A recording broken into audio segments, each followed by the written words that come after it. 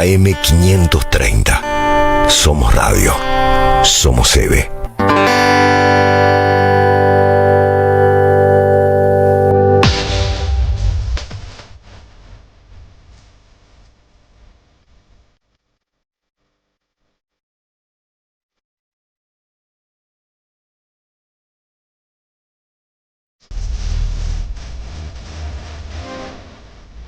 ¿Qué pasa, Rubén?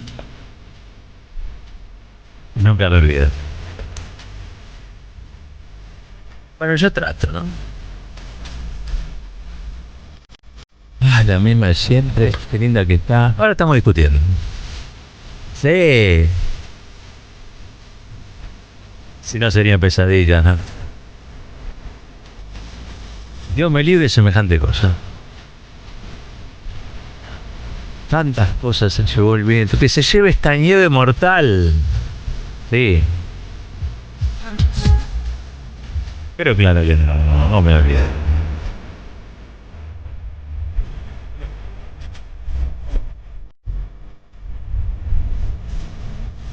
Buen día, buen día, buen día, buen día. ¿Cómo está el pibrío? ¿Cómo anda la oyentada? Arranca aquí, caballero, de día, en este día lunes 5 de mayo del 2025. Hasta las 10 de la mañana lo vamos a acompañar con toda la información, el análisis, la reflexión, la buena música y también mucho humor, porque estamos convencidos de que las grandes batallas o se dan con alegría o están perdidas de antemano. ¿Vieron el Eternauta? ¿Sí? ¿Ya lo vieron? ¿A vos te queda pendiente o ya lo viste? ¿Te gustó? ¿Te gustó, Juanpi? Sí, le gustó a Juanpi. A ver. ¿A vos, Gary, lo viste? ¿Te gustó? Más o menos me dice, sí. ¿Soler? No la termina. ¿Lean? ¿Todo bien? ¿Te gustó? Bien, redonda. Mirá qué bien. Todo, de alguno u otro lo viene y claro, es una mega producción nacional. Es como el Pulqui, ¿viste? De la Avión de Reacción. Nada más que en lo que tiene que ver con la industria audiovisual, ¿no? Un emprendimiento argentino que no tiene nada que envidiarle a los grandes tanques internacionales. Pero bueno, en casa tenemos una pelotera con eso, que por suerte la pudimos tramitar y escribimos cosas distintas. Escribió Taviano por su lado en contra editorial y yo en estos días le voy a estar respondiendo porque ella tiene una lectura un poquito más crítica, que es lo que debe tener una doctora en comunicación, ¿no? Lo mío es más que nada emocional. A mí me pone ese Eternauta y a mí se me caen las medias, ¿no? Por muchas razones, digamos, ¿no? Y algunas las cuento o las voy a contar en ese texto. Pero sí, hay una pequeña discordia. Y después la hemos resuelto por el lado de que yo creo que es la gran oportunidad para repolitizar el Eternauta, para politizar las discusiones, porque tiene todos los condimentos, tiene todos los elementos, ¿no? El que no lo quiera ver no lo ve, pero el que tenga alguna intención de saber en qué contexto, por qué. Martín Oesterge el fin de semana en Tiempo Argentino, creo que lo comentaba Gustavo hace un ratito, dice que no hubiera habido Eternauta sin el bombardeo de la Plaza de Mayo del 55. Eso, como disparador en cualquier unidad básica, club, biblioteca popular, sindicato, es como la patada de inicio, ¿no? En el fútbol, el árbitro dice, arrancamos. Puntapié inicial, como me dice acá Silvio Soler. Así que bueno, después le voy a estar contando un poquito de qué va la nota que escribió la Otaviano y qué pienso contestarle yo. No todo, porque no se lo quiero spoilear. Che, algo importante. Mañana probablemente arranquen ya las definiciones en cuanto a quién va a ser el nuevo Papa, quién va a ser el reemplazante de Francisco. Y esto es interesante destacar, entre otras cosas, porque hay que preguntarse si hay chance de que un argentino pueda sucederlo, ¿no? Parece no ser algo demasiado, a ver, que no tiene demasiada chance, o pareciera, ¿no? Pero siempre aparece un tapado. Y algunos dicen, o me recordaron, que incluso Francisco fue un tapado.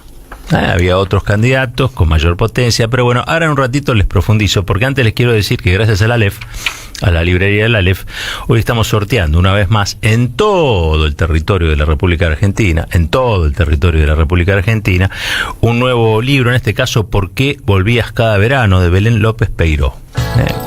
¿Por qué volvías cada verano?, de Belén López Peiró. Es el libro que hoy estamos sorteando. Todos aquellos que se lo quieran llevar a su casa pueden participar en el sorteo dejando su mensaje, el nombre autopercibido y los últimos 3 números del DNI al 11 32 000 530. 11 32 000 530. 30. También les digo que el día viernes vamos a estar sorteando un voucher por 40.000 pesos en una orden de compra de Nutrión Vita, ¿sí? Y esto es al 11 31 10 30 33. También déjanlo el nombre y Sonia y Rubén desde Nutrión Vita van a elegir o van a anunciar quién es el ganador o ganadora del voucher. Así que 11 31 10 30 33 también se lo anotan por ahí, ¿sí? Hoy vamos a tener un programa un lunes distinto.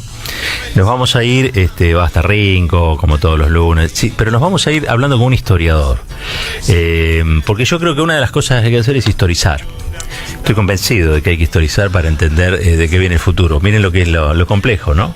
De qué viene la cosa, para qué lado vamos, y yo creo que hay que historizar. Hay que ver en otras circunstancias parecidas cómo fue la historia de este país y la historia del mundo. Así que vamos a estar historizando en la última media hora del programa. Viene al estudio Marcos Schiavi, licenciado y doctor en historia de la Universidad de Buenos Aires, un gran especialista en la historia del movimiento obrero, gran investigador sobre el movimiento obrero organizado argentino, y seguramente vamos a charlar sobre eso también. Ahora sí les quiero contar que en un esfuerzo de producción realmente importante, vamos a hablar con el arzobispo de Santiago del Estero y primado de Argentina. En este momento está en Roma, está participando del cónclave o de los cónclaves donde se va a terminar resolviendo quién es el nuevo papa. Algunos lo señalan incluso como uno de los candidatos, como un argentino para suceder a otro argentino. Aunque parezca imposible, esta es la religión de los milagros, así que no hay nada que sea realmente imposible. Por lo tanto, Vicente Bocalic Iglic quiso hablar con la Radio de las Madres, con Caballeros de Día, pero no coincidían los horarios, así que le hicimos las preguntas, y él nos fue contestando. Así que lo que vamos a compartir con ustedes son precisamente el cuestionario y las respuestas que él nos ha dado. Mañana es el cónclave. Probablemente entre mañana y el domingo tengamos ya fumata blanca y alguien dirá habemus papa, ¿sí? Pareciera que la hegemonía del cónclave la tienen los que puso Francisco, vamos a decirlo así, pero hay un zarpazo de quizá el sector más reaccionario de la Iglesia, entre ellos un alemán que ha dicho que el Papa Francisco desordenó todo. Yo creo que en realidad desordenado estaba antes, ¿no? Cuando había tantas denuncias de pederastía y de robos en la finanza del Vaticano, y que Francisco, por el contrario, puso orden, ¿no? Enderezó un poco la cosa. Pero usted sabe cómo es la historia, ¿no? Ustedes saben, la restauración conservadora siempre acecha, y a veces gana también, Esperemos que en este caso no sea así. Bueno, los invito a compartir las respuestas de Vicente Bocalic Iglic, el arzobispo que está allí en Roma, que algunos, insisto, lo ponen como papable. Le preguntamos cómo se prepara, cómo funciona este cónclave, de qué manera se resuelve dentro de lo que es un estado, el más chico del mundo, y que sigue siendo una monarquía, cómo se resuelve en una especie de asamblea. ¿Quién va a ser el pontífice, no? Digo, todo esto nos lo cuenta Vicente Bocalic Iglic. Algunos dicen el tapado. La preparación al cónclave se realiza fundamentalmente a través de encuentros, como se les llaman las congregaciones de los cardenales, que son reuniones donde participamos todos los cardenales, no solamente los electores, sino también los eméritos, los mayores, sabiendo que después en la sala, en el cónclave, probablemente vamos a entrar los electores. ¿En qué consisten estas reuniones? Son exposiciones de los cardenales con mucha libertad, donde expresan el sentir frente al momento que estamos viviendo, frente al pontificado del Papa Francisco, las expectativas del pastor para el próximo periodo, donde se pueden expresar la visión del mundo, de la Iglesia, de estos últimos tiempos, y particularmente, y aparece en muchos momentos, ¿no?, la impronta que ha dejado el Papa Francisco en estos últimos 12 años. Su figura está presente, su estilo, sus palabras, su magisterio, ¿no? Así que nos vamos conociendo, no somos cardenales que nunca nos hemos visto, tienen que pensar que el 80% de los cardenales fueron nominados por el Papa Francisco, quiere decir que no han tenido ninguna experiencia de cónclave. Somos un cuerpo universal, ¿no? Porque el Papa realmente abrió el juego a todas las realidades geográficas y que ha nombrado cardenales de los lugares más insólitos, donde hay pocos cristianos, pero bueno, quiso que estén representados, ¿no? Entonces, esto es una manera de conocernos, quiénes somos, qué pensamos, qué esperamos del futuro de la Iglesia y del futuro Papa. Un gran esfuerzo de la producción de este programa. Le quiero agradecer a Gary, a Ezequiel León, también a Juan Pifierro, porque habitualmente son muy reservados. De hecho, hay algunos, 3 o 4, que son un poquito así, les gustan las redes, les gustan poner cosas en las redes, y desde las reuniones preparatorias del cónclave se manifiestan, ¿no? Algunos que están o forman parte de este encuentro, y han sido reprendidos de alguna manera, porque todo lo que sucede en el cónclave, como ustedes saben, queda en el cónclave. Entonces no tienen que salir a hablar de lo que allí ocurre, tienen que ser discretos. Por lo tanto, este es un notón. Digo, pocas veces alguien va a escuchar a alguien que está participando de este proceso, y que a su vez se exprese, y de la manera en la que Vicente Iglic se expresa. Les recuerdo, arzobispo de Santiago del Estero, participa del cónclave, tiene chances de ser nuevo papa, no lo sabemos, pero bueno, le preguntamos cuáles eran para él los cambios más profundos que hizo Francisco en la Iglesia, ¿no? Y que debieran permanecer. ¿Cuáles son los cambios más profundos que deja Francisco como legado? Quizás el cambio más profundo de Francisco, que lo había expresado según lo que sabemos en la congregación de los cardenales en aquel momento, es volver un poco a las fuentes, al origen de la Iglesia. ¿Cuál es la misión de la Iglesia? Fundamentalmente es evangelizar, llevar la buena noticia a todos. No encerrarnos en los templos, salir al encuentro de las personas, de comunidades, de la gente que están viviendo realidades muy distintas. El gran cambio que operó Francisco fue este estilo de apertura, de mucha recepción a las realidades dolorosas del mundo. Un Francisco que nos impulsó al encuentro la gente, para que realmente, fruto de esa escucha, de ese encuentro, podamos expresar, ¿no?, y llevar la buena noticia. Este es uno de los grandes cambios, ¿no? Por eso Francisco siempre decía: prefiero una iglesia accidentada, no una iglesia encerrada en sí misma, ¿no? Una iglesia que sale al encuentro, que no se queda, como diríamos, en la sacristía, sino que va al encuentro de la gente para llevar la buena noticia de Jesús, la buena noticia del reino, de justicia, de verdad, de amor, ¿no?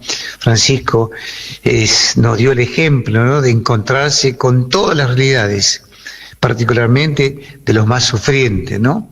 Él permanentemente estaba en contacto. El último testimonio que hemos tenido fue cuando, ese domingo, cuando se despedía en la plaza, ¿no?, en medio de su debilidad y fragilidad, quiso encontrarse con la gente. Esto es uno de los grandes cambios que deja Francisco, salir al encuentro de la gente, y esto le impulsa no solamente para los cardenales, los obispos, sino para toda la Iglesia, ¿no? Cada cristiano es un discípulo misionero de Jesús que tiene que salir al encuentro, ¿no?, con estas actitudes propias de Jesús, de compasión, de misericordia, de integración, hacer que la Iglesia sea casa de todos, ¿no? A partir de estas actitudes que nos dejó Francisco, sabemos que debemos continuar en este camino. Por eso el camino de la Iglesia de siempre, ¿no? A veces nos hemos quedado estancados, pero Él nos impulsa a la misión, ¿no?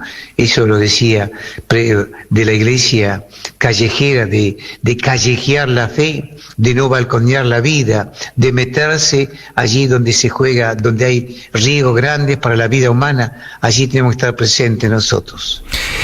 callejear la vida. Hay que decir, ¿no? El Papa Francisco fue el Papa del hagan lío, ¿no? Y organícenlo. Este fin de semana, creo que los escuchaba a los chicos bien temprano, hubo en distintos lugares del país una gran movida en homenaje al Papa Francisco, que hizo una organización demonizada, como la Cámpora, en distintos barrios populares, también asistiendo a aquellos que quizá necesitan de cuidados. Bueno,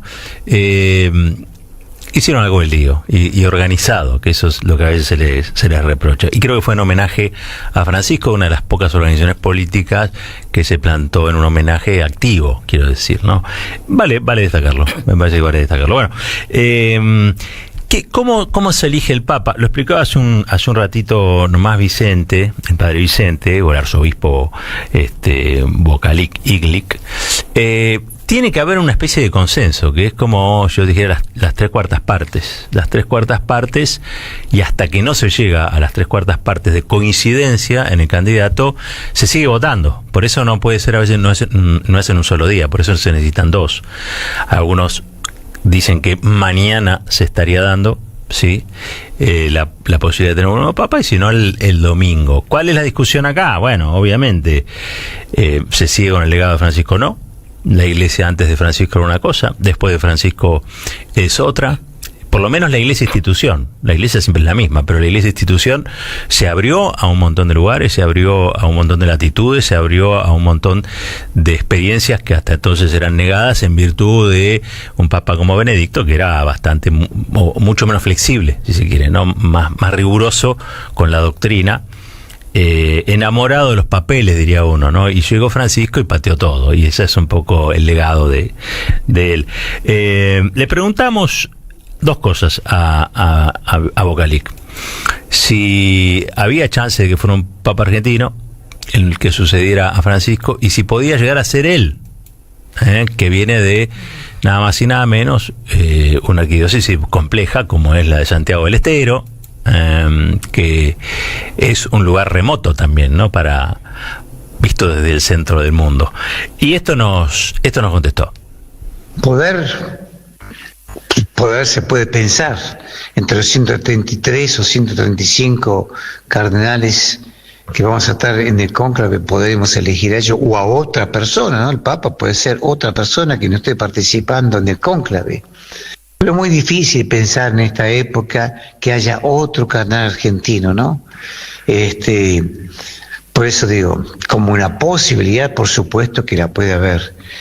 Pero creo que por ahí la Iglesia, que es universal, que está abierta a todos los pueblos, ¿no? Que ha dejado ciertos centralismos, seguramente va a elegir y va a buscar, ¿no? Gente de distintos lugares. Y en cuanto a mi persona, la verdad que no me quita el sueño, porque bueno, son delirios de algunos periodistas, ¿no es cierto?, que están largando cosas que no tienen ningún asidero en la realidad, así que no estoy tan intranquilo por ese motivo. Los periodistas que deliran, ¿no? Bueno, esto es lo que nos decía Vicente Vocalic Iglic, el arzobispo de Santiago. Está participando como uno de los cardenales aquí en el cónclave. Algunos lo apuntan como el tapado que podría llegar a ser Papa. Si es así, esto es el último documento antes de que fuera Papa, pero además, bueno, nos contó detalles, pliegues de una elección que a veces son o no son tan conocidos. Tampoco es que se elige un Papa todos los días. Ahora sabemos que tenemos que esperar la fumata blanca y que alguien diga habemus Papa, y allí sabremos si la Iglesia sigue cambiando para bien, o si por el contrario vuelve al cauce del conservadurismo. Estamos en eso. En el estado del mundo actual, la verdad, sería una enorme picardía que el Vaticano retrocediera, pero también es cierto que es muy difícil a veces escapar a las lógicas de época que traccionan hacia determinado lugar, ¿no? Es como el ciclo va hacia un lado, el péndulo va hacia un lado. Bueno, ojalá que Francisco obre desde donde está el milagro de que la Iglesia no se convierta nuevamente en aliada de sus propias inconductas, sino que por el contrario tengamos un Papa que si es argentino mejor, pero que si no siga la guía espiritual de un Papa argentino como fue Francisco. Tanda, ya venimos. Caballero de Día. en AM530. Construimos comunidad. Buscamos la verdad siempre.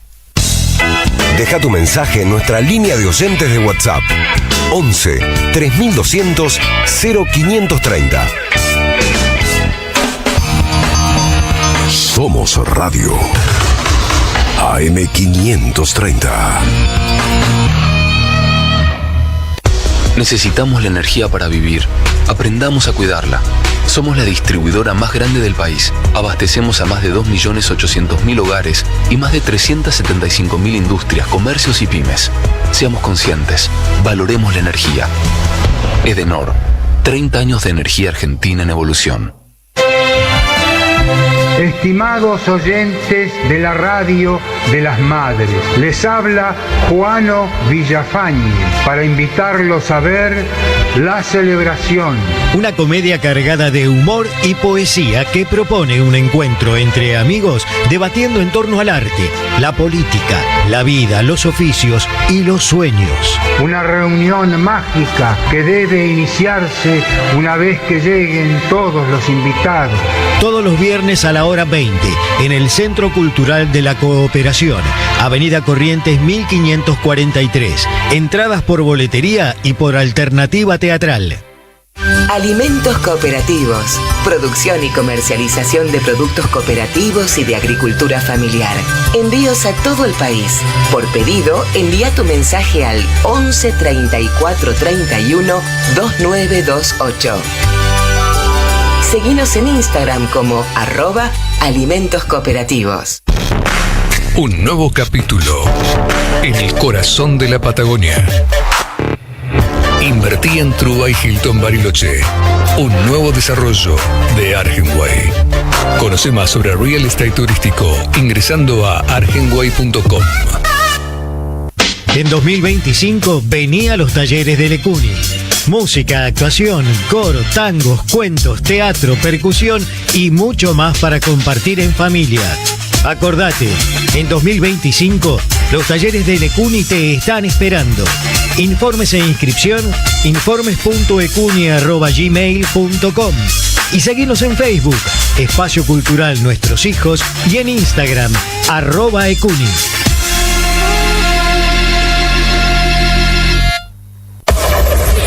AM530 Somos Radio. Buscamos la verdad siempre. Construimos comunidad. Buscamos la verdad siempre.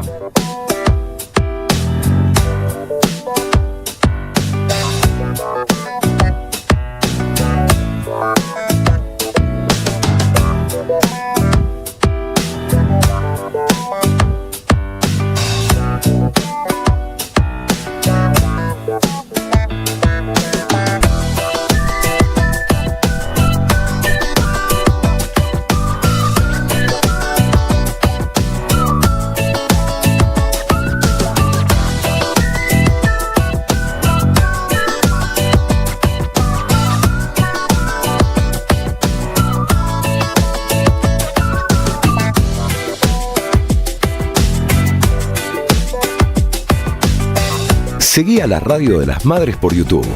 Activa las notificaciones, dale like y suscríbete a nuestro canal. Somos Radio AM530. Construimos comunidad. Buscamos la verdad siempre.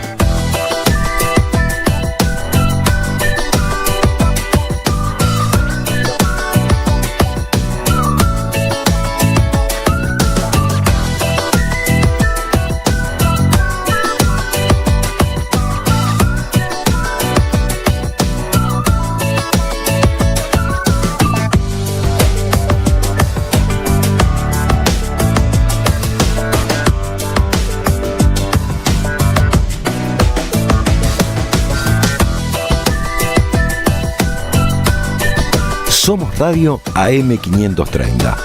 Construimos comunidad. Buscamos la verdad siempre.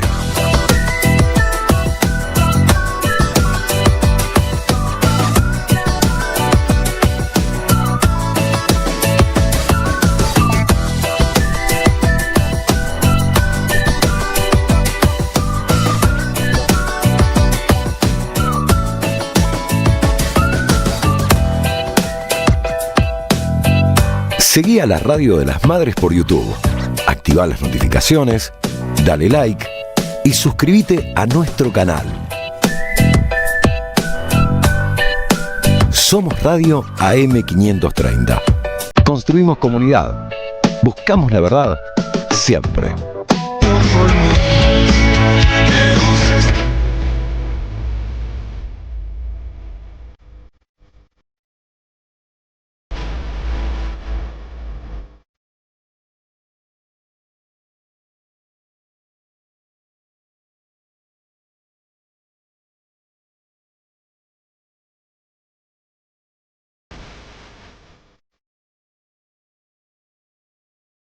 Estamos escuchando a Él mató a un policía motorizado, El Tesoro. Te cuento, Roberto, 15 grados en Buenos Aires. Está un poquito como el Eternauta, medio lluvioso, es una mañana así. Se espera una máxima de solo 19 grados. Se bajó la máxima para mañana, mínima 17 con 22 de máxima. Varios días de lluvia por delante. Al pasar, te cuento que en el cónclave hablabas recién, están, comiendo verdurita, fruta, tienen prohibido los licores. A pedido podés tomar vinito. Sí, el otro día dicen que unos cardenales se vaciaron un minibar de una habitación de Santa Marta. Pobre. A mí lo que me contó. En serio, salió la noticia que se creyeron que no había que pagar, pobres, el minibar. Y se tomó. ¿Cómo le vas a cobrar a un cardenal? Y bueno, pero es qué así. Rata, Es terrible. Y el pobre cardenal dijo, qué bueno, hay botellitas, y empezó a invitar a otros de otras habitaciones. Vamos todo. Ahí quedó. Ahí está. Bien. Después, bueno, amigos que empiezan a opinar sobre el Eternauta al 11 32 000 530. Sabemos al paso, Robert, que ahora en Estados Unidos se agotó completamente los ejemplares. ¿En serio? En serio. Y si conseguís uno, $350. Digamos, el cómic, ¿no? El mirá, más de lo que gana un jubilado. Exactamente. Un sueldo de jubilado, un ejemplar de Eternauta. Así que bueno, seguimos, Roberto, 11 32 000 530. Muy bien. Una cosita, mire, porque hablando del Eternauta, estaba viendo algo que publicó Emanuel Respighi y dice que ayer domingo el contenido más visto en Netflix en más de 25 países del mundo fue precisamente el Eternauta. En países tan distintos además como Turquía, España, Eslovaquia, Arabia Saudita, Omán. ¿Qué tendrán, no? Los omaníes del Eternauta? Sí. Pakistán, Italia, Alemania, Kuwait, India y toda América Latina. Un golazo, de donde la quiera ver, es un golazo. Tenemos una discusión en casa, yo ya se lo dije, no estamos de acuerdo. ¿En qué será que no están de acuerdo? Tenemos una discusión, porque la doctora en comunicación es más, te hace una lectura crítica, que es lo que debe ser una científica, y yo soy un fan. Claro. Un fan brutal, digamos. Son las dos caras de la vida, perfecto. Las dos caras de la moneda, en el fondo nos queremos, habrá una síntesis superadora, son verdades relativas, ustedes saben. Entre los dos son mucho más que dos. Ahora, el que estuve viendo, el que habló en su momento sobre, porque para mí, digamos, el tema es qué es lo que se hace con la obra, ¿no? El fenómeno ya está instalado. Realmente es muy bueno la factura técnica desde ya.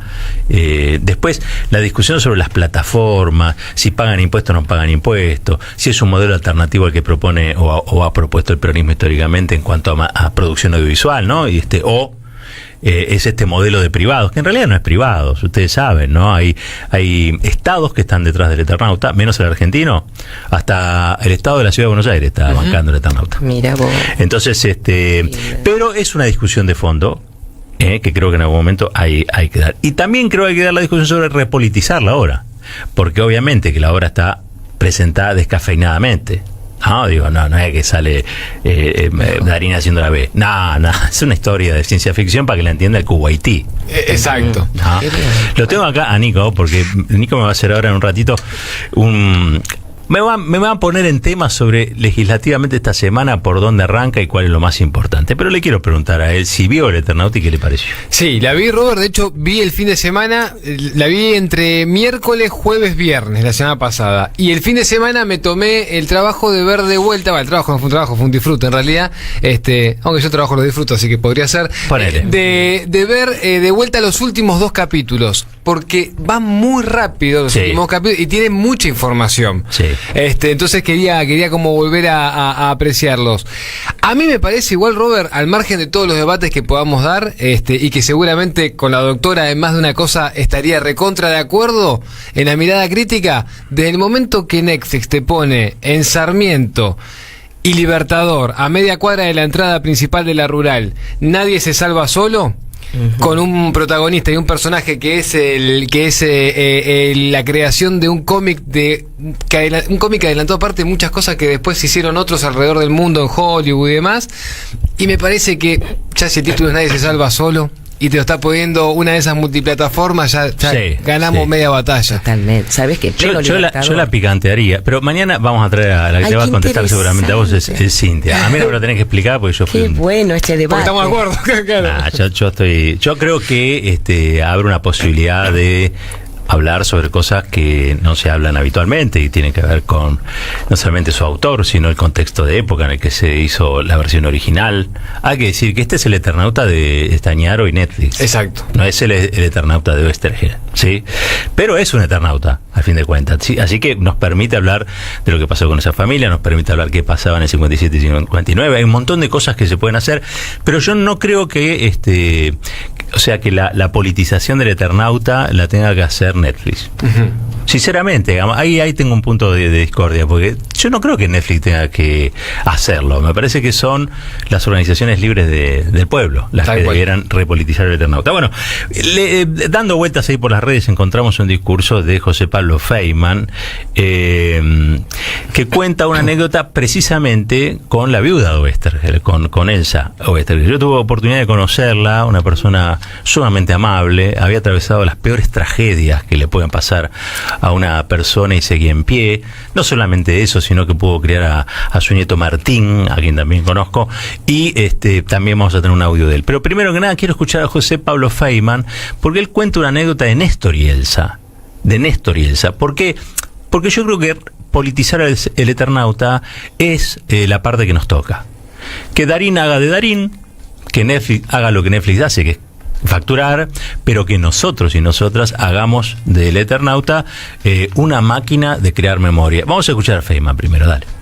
Estuve con Elsa Oesterheld hará unas 2 semanas. Elsa Oesterheld es la viuda de Héctor Germán Oesterheld, es el caso más trágico de la dictadura desaparecedora. Perdió 4 hijas, un yerno, un nieto, esa mujer sola sobre sus espaldas, y el marido. Se los mataron a todos. El 25 de mayo de 2005, Kirchner tenía que dar un discurso en un palco que había armado al costado de la Casa Rosada porque no lo quería dar desde el balcón. Ese día va Elsa Oesterheld a verlo y Kirchner la agarra de la mano y le dice: vení conmigo. Y Elsa le dice: Presi, nunca un presidente me agarró de la mano para cuidarme. Gran asombro del Elsa Oesterheld. Y Kirchner la lleva y me cuenta Elsa Oesterheld, que es muy amiga mía. ¿Sabes qué me dijo? Me dijo: mira, en aquella esquina el 25 de mayo del 73 estaba yo. Ah, bueno, Presi. Y me llevó y me dijo: cuidado, no te golpees con este caño. ¿Vos te imaginás a mí, un presidente, que me diga no te golpees, que me cuide, que me diga no te golpees con este caño? Y Kirchner se pone frente al micrófono y detrás queda Elsa Oesterheld. Durante todo el discurso de Kirchner están en cámara él y atrás Elsa Oesterheld. Nadie se da cuenta, ningún periodista se dio cuenta. Yo, que la conozco, esa noche la llamé y le digo: te felicito, Elsa. Ah, ¿me viste al lado del Presi? Atrás del Presi, sí, vos en pantalla. O sea, Néstor Kirchner, y no por casualidad, fue el único presidente que dio un discurso con la madre del Eternauta a sus espaldas. La madre del Eternauta, porque si Oesterheld, Héctor Germán, fue el padre, Elsa fue la madre. Estábamos acosados por deuda, estábamos acosados por sectores del privilegio que no querían dar un solo paso atrás, estábamos acosados por aquellos que decían que primero había que pagarle a los bancos antes que a la gente, y nos decían que era una locura pagarle al fondo. Para nosotros, una locura era seguir haciendo las políticas del fondo en el país. Dicen que yo me peleo mucho. No es que yo me peleo mucho, es que negocio poco con ciertos intereses. Hay algunos intereses que me quieren ver de rodillas, y yo voy a honrar el juramento ante el pueblo argentino, siempre de pie, siempre luchando, siempre peleando por la... Ay, Dios, bueno, me agarran cosas cuando escucho esto. Esta era la época del Nestornauta, ¿se acuerdan ustedes? Sí, ¿no? sí. La Cámpora en su momento había puesto dentro del personaje a Néstor, pero estas son palabras precisamente donde tenía una edecán de lujo, que era Elsa Westergel a su lado, escuchando esto. ¿Por qué? Porque hay mucha gente, incluso Florencia Arieto, sabía decir por ahí que Elsa no era, o no había tenido buena relación con el kirchnerismo, que ella la había conocido, que los montoneros le habían matado a los hijos. No, hay que decir que fue la dictadura cívico-militar, ¿no? El terrorismo de Estado que se llevó a la familia de Elsa Westergel, no los montoneros. Y tampoco, digamos, realmente Elsa estuvo o planteó o se saben escenas de crítica al kirchnerismo. Por el contrario, en Frankfurt, en 2010, Cristina Kirchner la homenajea como madre del Eternauta, como decía recién Feynman, y Elsa devolvió ese reconocimiento, recogió ese reconocimiento y devolvió la gentileza con estas palabras. Permítanme iniciar esta intervención saludando a los más de 70 escritores que hoy nos acompañan. Podría enumerar a todos los que están aquí, pero yo prefiero homenajearlos a todos en la persona de una mujer que no es escritora, que hoy nos acompaña, que es Elsa Westergel, la viuda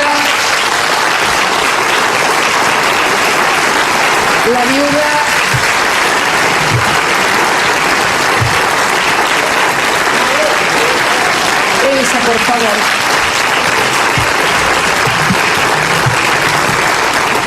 La viuda de un fantástico escritor, autor, entre otras maravillas del Eternauta, que desapareció durante la dictadura militar, al igual que sus 4 hijas. Elsa, su viuda, representa a todos sus escritores y escritoras, en definitiva, a todos aquellos argentinos que sufrieron durante uno de los peores momentos más trágicos que nos ha tocado vivir, y que yo quiero homenajearla porque sé que haciéndolo en la persona de ella estoy homenajeando a todos los que, como exige Griselda Gambaro, tienen un compromiso militante desde la literatura, con la vida, la condición humana y los derechos humanos. Gracias, Elsa.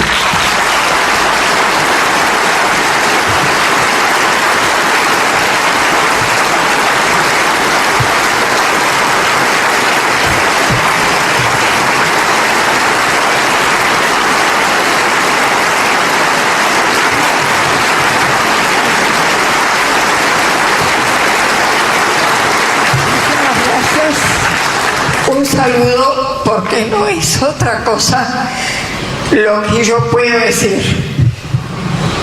Esto es el renacer de una vida que resignifica muchísimas vidas que hemos perdido, y que gracias a esta cosa impresionante que surgió a través de esta nueva juventud y de esta nueva mujer y este nuevo hombre que surgió también después del dolor inmenso de un país como el nuestro, estamos renaciendo. Y yo, que creí estar muerta, también vuelvo a tener esperanzas. Nada más.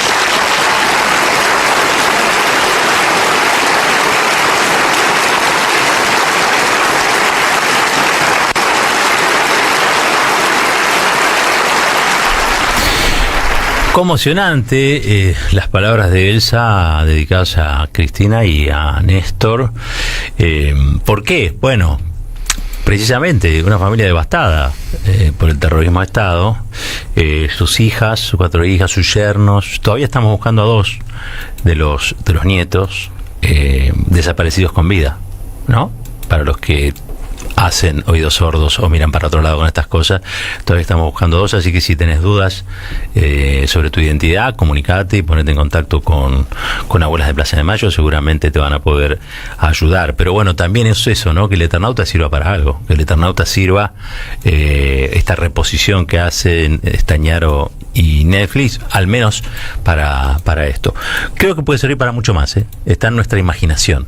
Yo creo que el principal homenaje que le podemos hacer a Oesterheld es tener imaginación, ¿no? Como estos que están pegando cartelitos sobre los carteles de Netflix, esa intervención. Necesitamos esa imaginación, esa creatividad, esa voluntad, al fin de cuentas, ¿no? Y no creer que todo acaba en las redes, porque también es cierto que eso es una trampa. Minutos contados, gran programa aquí en la 530 con el amigo Camilo García. Lo entrevistó a Martín Oesterheld Mórtola, que es el nieto que crió nada más y nada menos que Elsa. Elsa Oesterheld lo creó como si fuera su hijo. Él estuvo detenido, el chiquitín. Cuando tenía 3 años lo tenían si yo no recuerdo mal, lo tenían sentado al lado del abuelo en el Vesubio.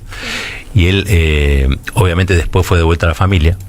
Elsa, en el Eternauta habrán visto que está en un edificio circular. Elsa vivía ahí, estaba rodeada de militares. Viñones vivía en la misma edificación.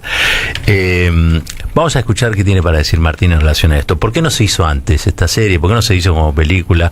Después arrancamos con la información dura, pero siendo las 9:45 de un lunes, me pareció que en este fin de semana muchos deben haber visto el Eternauta y ponerle un poquito de cobertura histórica, si se quiere, a la obra, al autor y a los personajes.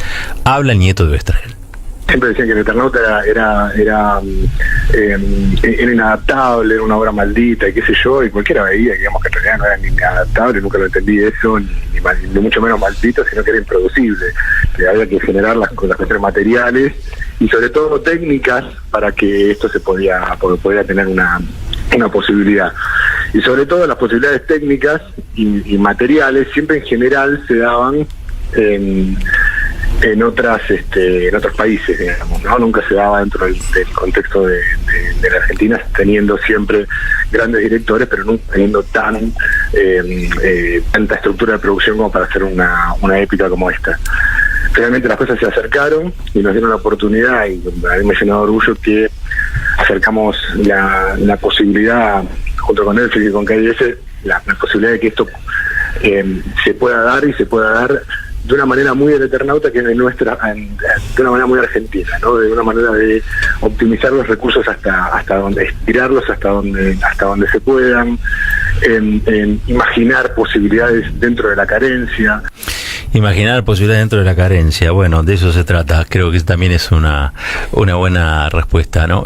Martín Oesterheld, el nieto del Eternauta. Vamos a seguir en la semana con esto porque sigue al tope de las preferencias en las plataformas y es un hecho cultural importante que abre la posibilidad de discutir sobre la historia y también sobre el estado de la cultura, ¿no? El estado de la cultura en la Argentina, porque mientras el gobierno es uno de los que alienta estas producciones de plataformas, ¿sí?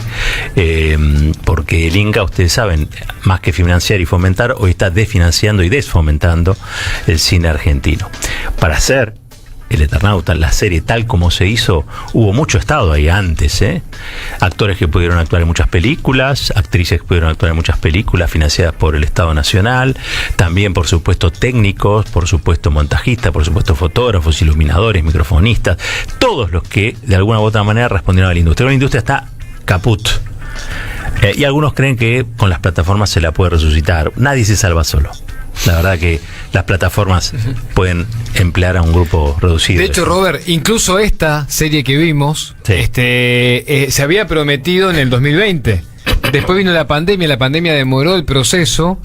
Después tuvo algún tema que reformular con el guión, si no me equivoco, y con los derechos, etcétera, etcétera. Y después iba a salir en el 2024. Claramente que en vez de a esta altura del año pasado haya llegado a esta altura del 2025, tiene que ver con la demora que también generó eso de los recursos. Y después cuando dicen, che, mirá todas los chivos que hay, los carteles, esto, lo otro, es porque, bueno, en gran medida había que sacar de algún lugar lo que faltaba y por lo cual no pudo salir el año pasado. Lo mando a leer la nota de Otaviano. Lo mando a leer la nota de Otaviano que le va a interesar. Hecho. Sí, dos cositas. Gran programa Diálogo Internacional aquí en la 530. Entrevistaron a Rafael Correa. Y Correa salió a decir que en Ecuador en las elecciones hubo un fraude monumental. No veo a nadie escandalizado, digamos, por esto, como si estaba la CGT, ¿se acuerdan? Por las actas en Venezuela, ¿no? Qué tema que todavía tiene a los rollizos un poco intrigados. ¿Qué pasó con las actas? Bueno, ahora que pueden exigir que se vean las actas del escrutinio en Ecuador, algunos se callan, Rafael Correa no. Es un fraude monumental. Tenemos algo de experiencia en esto. Vean las dos elecciones anteriores que hemos perdido, 2021-2023. A la final nos engañaron, pero nos engañaron inteligentemente con 2-3 puntos de ventaja y enseguida reconocimos la derrota porque tenemos nuestras actas y el conteo rápido coincidía con el CNE, pero esas actas no reflejan si el fraude fue en los votos mismos, ¿no? Como se presume que ha ocurrido ahora. En todo caso, esta vez se les pasó la mano y resulta que no ganan con más de 11 puntos. Entonces, más de 1 millón de votos, y eso es imposible, estadísticamente imposible. O sea, no solo son nuestros cálculos matemáticos, sino de connotados matemáticos ecuatorianos, el profesor Gortaire, no lo conozco, es de la Asociación de Estadísticos del Ecuador, donde llega a la conclusión de que la probabilidad es nula el resultado. Hay otro profesor, Rodolfo Bueno, es anticorreísta incluso, ecuatoriano, que dice que más probabilidad hay de que un burro vuele a que se den esos resultados. Hemos hecho encuestas postelectorales, 4 encuestas, una presencial, ¿ya? Nos pone como ganadores, incluso con el efecto triunfalismo, ¿no? Lo cual significa que lo hemos barrido, o sea, no solo que ganamos, sino que ganamos cómodamente. Y nos están robando la elección. Y si estamos locos, si estamos equivocados, que abran las urnas. Claro. Pero se oponen a abrir las urnas. Han rechazado todos nuestros reclamos. Cuando en el 2017 Lasso reclamó, cuando perdió contra nosotros con 2-3 puntos y dijo que había fraude, yo era presidente. Yo mismo pedí que se abran las urnas. Y también era presidente del partido, en ese momento, Alianza País. Yo mismo pedí que se abrieran las urnas, ¿no? Y se abrieron 3.000 urnas en el Coliseo Rumiñán, con público presente, con cámara de televisión, periodistas. Revisamos voto a voto y le ganamos con mayor amplitud todavía. ¿Por qué ahora no abren las urnas? Porque saben que hicieron fraude y están protegiendo a no voto.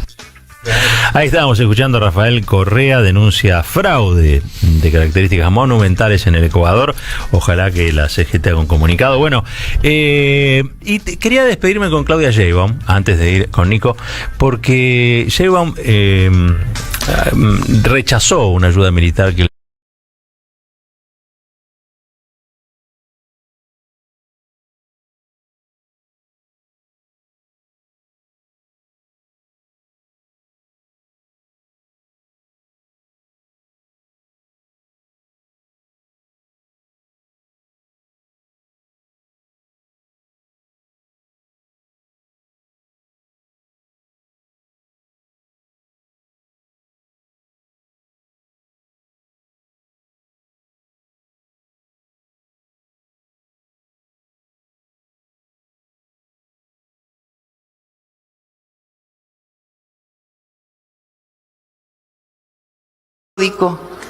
de los Estados Unidos en el Wall Street Journal que el presidente Trump en una de las llamadas me dijo que era importante que entrara el ejército de los Estados Unidos a México para ayudarnos en la lucha contra el narco.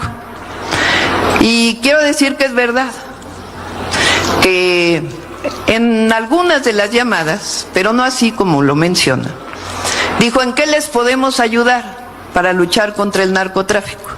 Les propongo que entre el ejército de los Estados Unidos a ayudarle. ¿Y saben qué le dije? No, presidente Trump. El territorio es inviolable, la soberanía es inviolable, la soberanía no se vende.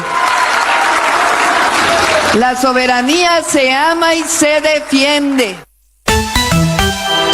Caballero de Día, en AM 530. Construimos comunidad. Buscamos la verdad siempre. 53 minutitos pasaron de las 8. Semana política. ¿Qué va a pasar en el Congreso de la Nación? Me lo cuenta Nico Márcico, pues yo, la verdad, me perdí un poco en la agenda legislativa. Nico, ¿cómo te va? ¿Sabes qué? Yo creo que perderse en la agenda legislativa en estos tiempos es un rasgo de sanidad mental, Roberto. Perderse en la agenda legislativa es un rasgo de sanidad mental. Porque está tan confuso, tan difuso y con tanto vértigo también, que me parece que poder preservarse un ratito al margen de eso es casi, te diría, hasta necesario, además de sano. ¿Qué pasa en el caso Libra? ¿Qué pasa con Ficha Limpia? ¿En qué situación estamos? A ver, tenemos... ¿Cómo hacemos? Te lo divido en 3 ejes. 3 ejes, sí. Uno es la comidilla de campaña y de batalla cultural que quiere el oficialismo. ¿Por qué te estoy diciendo esto? Porque en las próximas horas se va a tratar de dictaminar en la Cámara de Diputados de la Nación el proyecto para la baja de la imputabilidad. Propuesto por el oficialismo nacional, que finalmente querían proponerlo y llevarlo a 13 años. El proyecto que está en debate ahora tuvo unas modificaciones para que sea de 14 años, pero al margen de eso, batalla cultural. Esto es para conquistar un poquito de la agenda hoy y un poquito de la agenda mañana, con ese tema, claramente para colarlo en campaña y darle con eso a los candidatos de las provincias, de la Libertad Avanza, darle con eso a Manuel Adorni algún comentarito más, alguna herramienta más para salir a hacer estas recorridas, ¿no? Dato no menor, y acá te lo llevo al segundo tema, es que, claro, esa campaña va a concluir para el oficialismo nacional en la ciudad de Buenos Aires el 14 de mayo, 14 de mayo, que es el mismo día que sale la inflación del INDEC del mes de abril. Ajá. Y que si bien tenés muchas consultoras optimistas o que no le quieren dar malas noticias con adelantamiento a la Casa Rosada y que dicen que la inflación va a rondar el 3%, bajando algunas décimas la inflación del mes de marzo, sí. Otras dicen, che, mirá que está más cerca del 4 que del 3. Entonces, y en eso recordemos que todas las consultoras privadas que se están mencionando ahora para buscar algo de tranquilidad decían que iba a rondar el 2.8, 2.7, cuando después terminó dando el 3.7. Por eso digo, esperemos. Pero claro, que te toque la inflación y ese dato 4 días antes de las elecciones en Cava, cuando tenés a Adorni, que es Milei, presentándose, bueno, puede ser un problema. ¿Y por qué lo vinculo con el Congreso? Porque ese mismo 14 de mayo, Robert, es el día que tenemos el doble frente por el caso Libra en el Congreso de la Nación, en la Cámara de Diputados. Nueva citación a Mariano Cuño Libarona, el ministro de Justicia, y a Toto Caputo, que esta vuelta ya no tienen argumentos para no ir, porque ya rechazaron la interpelación convocada por el Congreso Nacional, por la Cámara de Diputados, hace una semana. Y ahora ya no tienen excusa. Entonces, si no van, abren 2 posibilidades. Una, que son, a ver, ambas son lejanas y son poco probables, pero igual así todo el Congreso tiene su autonomía y su capacidad de poder hacerlo. ¿De qué estoy hablando? De llamarte por la fuerza, es decir, que te vaya a buscar el taquero y te diga, señor, usted tiene que presentarse en el Congreso. No es tan así, pero para ponerle un poco de color, pero si una no lo veo, ¿eh? Bueno, no lo veo. Pero el Congreso lo puede llegar a instruir. Lo puede llegar a hacer. Exactamente, y lo otro es un proceso de juicio político, como pasó con la Corte Suprema de Justicia los años anteriores, ¿no? 2022, 2023, también sobre el funcionamiento de la Corte en ese momento. Eso si no van. Punto 1. Y la otra es la conformación que se va a dar, frutilla del postre, de la comisión investigadora en el recinto ese mismo día, ese 14 de mayo. ¿Por qué decimos esto? Porque lo que no se resolvió en comisión, en encuentro informativo la semana pasada, se resuelve ahora con todos sentados ahí. Y hay que definir quién va a ser el presidente de esa comisión investigadora. Si Sabrina Selva o si Bornoroni de la Libertad Avanza. Sabrina Selva salió mañana tempranito. Salió mañana tempranito, sí. Exactamente, y dijo que hay altas chances de que puedan conseguir los 129 votos, las 129 manos, para que ella sea la próxima presidenta de esa Cámara. Y eso resultaría una obviedad, digamos, ¿no? Pero bueno, en Argentina no es obvio nada. No. Bien, ¿por qué digo? Porque es la oposición la que impulsa. Exactamente. Bien. Y esto te lo vinculo con lo de las sorpresas, Robert, que puede haber con el último tema, ficha limpia, este miércoles. Y este miércoles dicen algunos más vinculados al PRO o más optimistas del PRO, que está todo resuelto. Que hacen ley este proyecto que tiene nombre y apellido y que es Cristina Fernández de Kirchner, para que no se pueda presentar a un cargo nacional. Claro, para no un cargo nacional sí puede ser para un cargo provincial. Eso seguro, porque en la provincia no hay ninguna ficha limpia de nada. Por eso creo que viene sonando la posibilidad de que ella sea candidata en la tercera sección electoral, ¿no? Alguien dice, che, pero ¿cómo fue presidenta? Ella es una militante política. El que milita en política realmente puede estar en un lugar y puede estar en el otro, sí. ¿Es un demérito para ella? No, al contrario, ya fue todo. ¿Qué le queda? Tiene que ya buscar cargos internacionales, digamos, ¿no? Presidenta de Naciones Unidas, qué sé yo. Yo creo que ella es me parece, ¿no? Una figura que va a seguir haciendo política hasta el último respiro. Exacto. En todo caso, lo que se cuestiona, Robert, es que no tenga la libertad, ¿no? Sí. Y la potestad, en todo caso, ni el movimiento, ni la dirigente más importante de las últimas décadas de nuestro país y de la región, de presentarse a un cargo nacional si lo quisiese, ¿no?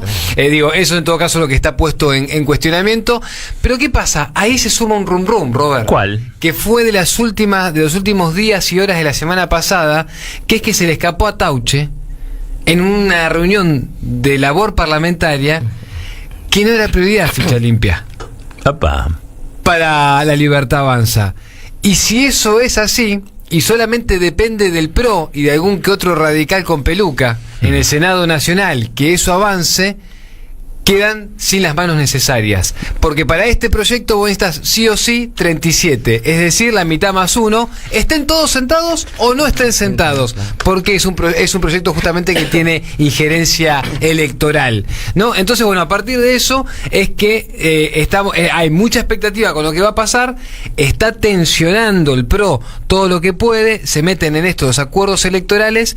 Lo que sí también hay que decir es que si el oficialismo no le da impulso a esto, también tiene que ver con la campaña porteña, y ahí cerramos el cuentito. ¿Por qué? Porque Silvia Losperato es la principal impulsora, hoy la candidata del PRO en la ciudad, y Macri eso no lo calculó cuando dijo: me quiero cargar la cucarda de ficha limpia y de que Cristina Fernández de Kirchner no sea candidata. Nico Márcico nos anticipó toda la semana legislativa, me hizo la gamba, de paso, porque yo estaba un poquito en ascuas con el asunto. Un placer para mí, caballero querido, Florcita. Nos vamos entonces ahora a una tanda, y cuando regresamos, el editorial no lo voy a anticipar. Vamos a la tanda, cuando volvemos se van a enterar de qué voy a hablar. Dale. Caballero de Día, en AM530. Construimos comunidad. Buscamos la verdad. Siempre. AM530. Somos radio. A las madres, las abrazamos entre todas y todos. No les vengo a hablar de lo mal que nos trata el gobierno. Las madres no esperamos nada de Milei, lo combatimos. No queremos sentarnos a hablar con él ni con nadie que venga de su mano. Pero las madres sí esperamos todo de nuestro pueblo. Seguimos la lucha como ella le hubiera gustado y reclamamos una vez más la solidaridad de todos los que nos quieren. Colaboren, no importa si poco o mucho, lo que puedan. Todo suma, los necesitamos. No se olviden el alias, amigos.madres.plaza. Tu aporte económico es muy importante para seguir creciendo. Defendamos la memoria, un legado cargado de futuro. Súmate a este proyecto colectivo. Construyamos comunidad. El sabor que te acompaña es Café Bantú. El aroma en la mañana de Café Bantú. Bantú. En Lomas de Zamora tenemos móviles en las calles, cámaras y alarmas supervisadas desde el Centro de Operaciones del municipio, lectores de patente, paradas seguras. Somos el municipio de Lomas de Zamora. Somos el gobierno de la comunidad. Diálogo Internacional. Atilio Borón y un gran equipo analizan la cuestión latinoamericana en primera persona. Diálogo Internacional. Los sábados a las 18 en AM530. Somos Radio. Cuenta DNI es el mejor amigo del bonaerense. Porque podés pagar tus servicios. Porque tenés beneficios en comercios adheridos. Y también podés transferir plata a quien quieras. Cuenta DNI. ¿Por qué tantos guaus? Ah, claro, Porque todo lo que tienes es bien... ¡Wow! ¿No? No entiendo nada de lo que dices, Cuenta DNI, pero estoy totalmente de acuerdo. Cuenta DNI, el mejor amigo del bonaerense. Ya construimos el primer complejo socioambiental Ecoparque Quilmes y el vivero municipal Yolanda Ortiz en Don Bosco. Ahora instalaremos contenedores en el 50% del trito y seguiremos avanzando en el sistema de recolección diferenciada de residuos. En Quilmes, seguimos para adelante. Eve de Bonafini, ejemplo de lucha, siempre acá, dándole calor al corazón. Costó mucho mantener la radio, muchísimo, ¿no? Hubo muchos tiempos de mala onda, de pandemia, de que me la querían quitar, de todo, bueno, pero a capa y espada la descendimos y mira, ahora está ocupando un lugar importante porque ha mejorado muchísimo la radio. AM530, somos radio, somos Eve. En épocas donde se premia el individualismo, defendemos lo colectivo. Nos encontramos todas las mañanas en Caballero de Día, un programa con opinión, análisis e información. AM530, la radio de las madres de Plaza de Mayo. Construimos comunidad, buscamos la verdad, siempre. Hoy quiero leerles una nota que salió publicada en Infobae y dice así: Milei fue declarado granadero honorífico y recibió la Orden Ecuestre Militar de los Caballeros.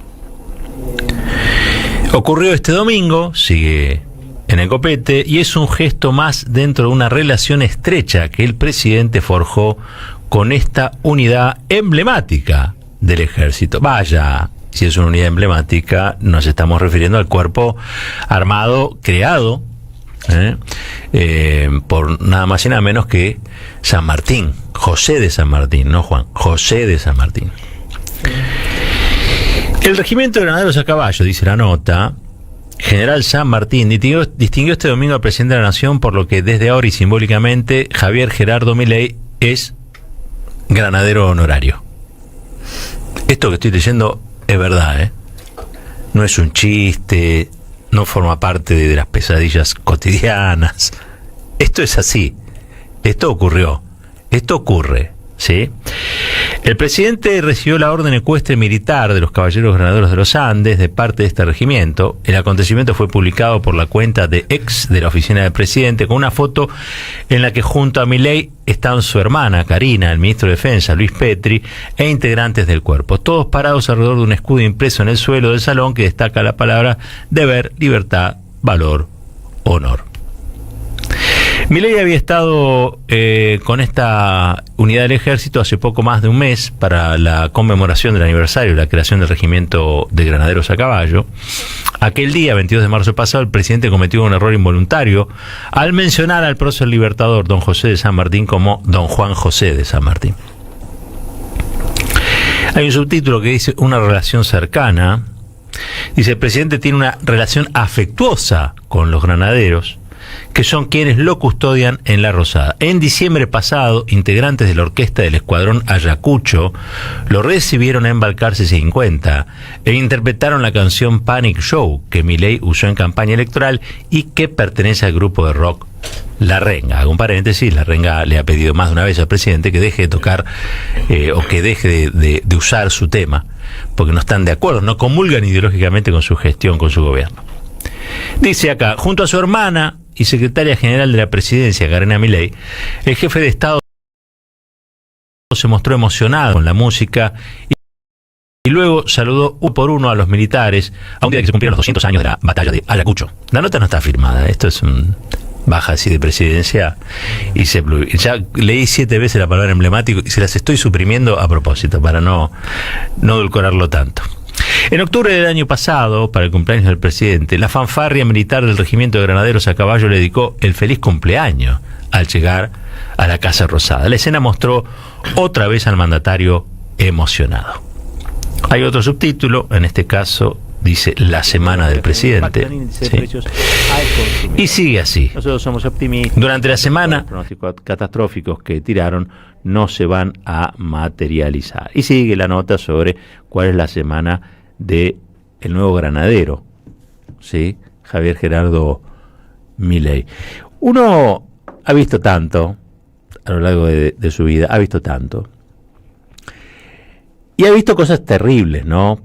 Porque que nada más y nada menos los granaderos de San Martín lo condecoren a este presidente, que es un presidente entreguista, cabeza de un gobierno neocolonial o tardocolonial, como les gusta decir, que nos ha postrado frente al Fondo Monetario Internacional. Yo me acuerdo cuando había una consigna, cada tanto vuelve, ¿no? Como todo en la Argentina, que era San Martín, Rosas, Perón. Capaz que ahora la consigna es San Martín, Rosas, Milei, vaya a saber. Pero precisamente los granaderos son una historia que para mí no puede apropiarse el presidente, digamos, ¿no? Forman parte de una historia que es la historia original de la Revolución y la independencia latinoamericana, y me parece que quienes son los actuales autoridades del cuerpo no debieran postrarse ante este señor. Yo entiendo los protocolos, entiendo que le muestran respeto a la investidura del presidente, pero de ahí al fragoteo, de ahí al rozamiento, de ahí a tocarle el cumpleaños, el panic show y condecorarlo, ya es como mucho, salvo que les haya dado algún aumento, no lo sé.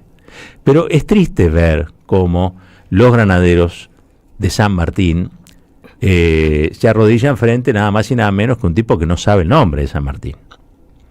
Pero eso sería lo de menos, porque tonterías decimos todos, decimos todas, y tampoco los presidentes están exentos de decir tonterías, ¿no? Hay que ser un poco menos cruel con la gente, incluso con aquellos que piensan distinto a uno, ¿no? Pero me da la impresión de que si uno se analiza el gobierno, la gestión de Javier Gerardo Milei, es claramente una gestión que nos vuelve dependiente, ¿sí?, de potencias extranjeras, dependiente de organismos multilaterales de crédito, dependiente, ¿sí?, en todos los órdenes y alineado con los Estados Unidos, nada más y nada menos. Entonces, me da a mí la impresión que un gobierno que resigna soberanía no puede ser condecorado por los granaderos. Usted diría, pero caballero, ¿en qué país vive usted? Bueno, yo vivo en el mío.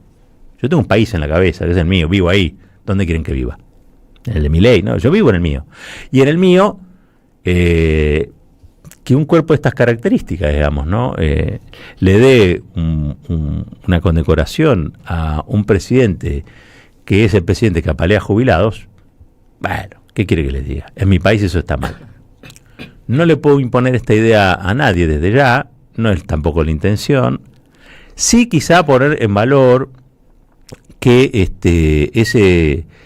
esa unidad, los granaderos argentinos, son nada más y nada menos que los que hicieron una de las proezas militares más grandes en la historia militar, ¿sí?, que fue el cruce de los Andes. Pues todos estamos los granaderos, San Lorenzo, la batalla de San Lorenzo, el Sargento Cabral, todo bien, el Villiquen para todos y todas existe, pero la proeza, desafiando nada más y nada menos que las cumbres más altas, ha sido la de esta unidad. Y hoy verlos como entretenimiento del presidente, yo creo que es una falta de respeto a la historia. Insisto, una cosa es la investidura, pasa el presidente, presentan armas, saludan, y otra cosa es darle regalitos. Yo no sé qué tipo de instrucción reciben los granaderos, digamos, ¿no? Pero ese sable que portan es un sable que liberó la mitad de América Latina. Chile, Perú, la mitad de América Latina. Y ese uniforme es nada más y nada menos el que acompañó al Libertador. Son los granaderos parte constituyente, digamos, de la nación argentina, y creo yo, de todas las unidades del ejército, vamos a decirlo, la que más cariño popular despierta, ¿no? Cuando viene la fanfarria del Perú, son las que, por atuendo, por historia, y que este presidente, o hayan tomado a este presidente como amigo o pretenso condecorado, a mí me da un poco de dolor. Pero bueno, esta es la Argentina en la que vivimos, donde los símbolos también son degradados. Los granaderos son un símbolo y están siendo degradados por la gestión de Javier Gerardo Milei. Como está siendo degradada Aerolíneas Argentinas, como está siendo degradado el cine argentino. Y en esto quiero también decir algo, y con esto terminamos, ¿no? Porque yo creo que, por ejemplo, El Eternauta es una gran obra donde se rescata el valor de la resistencia frente a la opresión. Se rescata el valor de la resistencia frente a la opresión. Y se rescata el valor de la liberación frente a la invasión, ¿no? Sin entrar demasiado en cuestiones políticas, podemos decir que si uno lee más o menos la historia, se va a dar cuenta que hay una invasión y hay gente que resiste, punto. Entonces, puedo llegar a decir, o puedo llegar a interpretar que esta es una obra donde muchos argentinos se reflejan, porque la historia argentina es una historia de resistencias. ¿No? La Argentina para ser, primero se tuvo que independizar de los españoles. La Argentina para ser, ya en el siglo XX se tuvo que independizar del Reino Unido, ¿sí? Digamos todo. El Banco Central tenía directores del Reino Unido en la década infame. Y para volver a tener a todos adentro, durante los 12 años y medio, los años felices de los que yo siempre menciono, tuvo que también tomar distancia y liberarse del Fondo Monetario Internacional. Quizá por eso muchos miran El Eternauta. Vos la podés mirar como una serie, como una aventura. Si hay un tipo nomán que está mirando El Eternauta y está entretenido y divertido, porque la mira como una aventura. Pero siendo argentino y argentina, además de la aventura, en algo te tiene que tocar, ¿no? Bueno, creo yo que estas discusiones alrededor de la figura del Eternauta también nos tienen que llevar a discutir cuál es el modelo de producción que tiene la Argentina, porque los técnicos que usa esa serie, el personal que trabaja allí, desde los actores hasta los productores, pasando por los fotógrafos, los iluminadores, la gente que hace la producción en general, digamos, todos son hijos del cine argentino, del cine y de la industria audiovisual argentina. Costó mucho, porque no solamente es talento y saliva. Es talento y saliva. Y la verdad es que esa saliva no es magia. Hubo un Estado que protegió, que impulsó, que le dio impulso a esa industria, porque de cada buena película, y es verdad, capaz que hay 4 que son más o menos. Pero esos tipos que están haciendo esa película más o menos son los que se formaron, se van a seguir formando. Una industria, al fin de cuentas, es así. Y creo que el modelo que plantean las plataformas, que es por donde está Netflix en este momento haciendo un batacazo a nivel mundial con El Eternauta, tienen otro modelo de producción, o planteas que ellos son de otra manera, que producen los privados, y los libertarios se le corre, ¿no? Le cae la babita. Y yo les quiero decir que no es así. Hay estados involucrados detrás de la producción del Eternauta. Desgraciadamente no el Estado argentino. Pero están los canadienses poniendo plata. Los canadienses están poniendo plata. Los españoles están poniendo. Hay un montón de gente, estados a los que les interesa la industria audiovisual, ponen plata en El Eternauta, menos el Estado argentino. Entonces hay un libertario trasnochado y dice, pero está muy bien eso. Caramba, así debe ser. Tienen que venir los privados. Bueno, nada de todo lo que se ve allí y que nos fascina, nada de lo que vemos allí y nos fascina, obviamente independientemente de la historia que es de Oesterheld, quiero decir, toda esa producción tiene en algún lugar el ADN de la intervención estatal, en la formación de sus técnicos, en la formación de los profesionales que la hacen posible.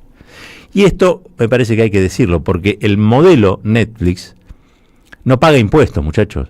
El otro modelo, el del Inca, era un modelo en el cual la película taquillera financiaba la menos taquillera, era un sistema solidario de producción, y que generaba trabajos para todos y todas, para actrices, para actores. A estos a los que les cuesta tanto decir Cristina Kirchner, ¿sí? Ese modelo les dio casi todo, y funcionaba. Por eso hay escuelas de cine en la Argentina, por eso Netflix pudo hacer lo que hizo, gracias al Estado y su fomento. Pero este sistemita de plataformas, que es muy eficiente para las empresas, en este caso una empresa estadounidense, contrata menos gente. No es solidario, porque Netflix no la deja acá, no deja impuestos, no tiene ese sistema solidario detrás. Entonces, cuando dicen nadie se salva solo, ojo, porque esto puede ser funcional temporalmente para un grupo, pero hay que volver a las políticas públicas. Quiero decir, yo entiendo que el Estado no tiene que estar allí donde no hace falta, pero tiene que ser reconocido cuando intervino y su intervención fue virtuosa. Y entiendo que la industria, todos tienen que tener trabajo. Y que tiene que haber políticas públicas que garanticen ese trabajo. ¿Sí? Desde lo más talentoso a lo menos talentoso. Es así. Para que haya un 9 que meta goles, tiene que haber un 2 que patee fuerte. Y es así. Y en eso el Estado yo creo que cumple un papel. Y esto también es una mirada sobre lo que está ocurriendo. 19 minutos pasaron de las 9. Les quería hablar de los granaderos y de San Martín y de Milei. Me pareció que iba a hablar de eso, pero terminé hablando de otra cosa.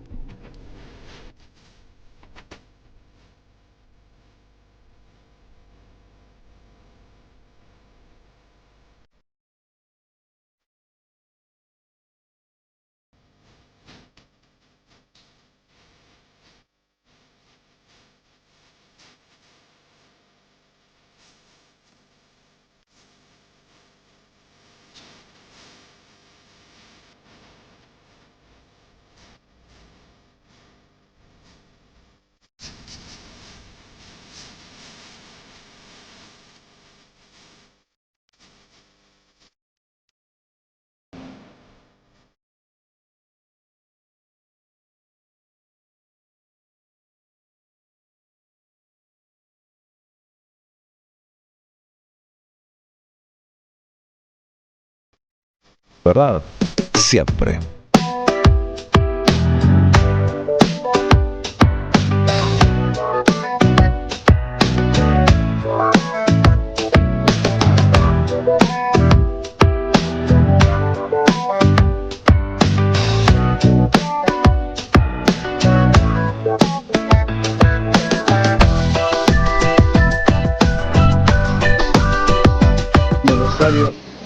Un comentario así como al pasar, porque lo estuve charlando con conocidos. Acá en Rosario y toda esta zona, el Eternauta se hizo conocido en la época del kirchnerismo, con Cristina, no con otra persona. Ni conocíamos la historieta del Eternauta en el interior. Así que más vale que ganado por el kirchnerismo. Espero que lo pasen.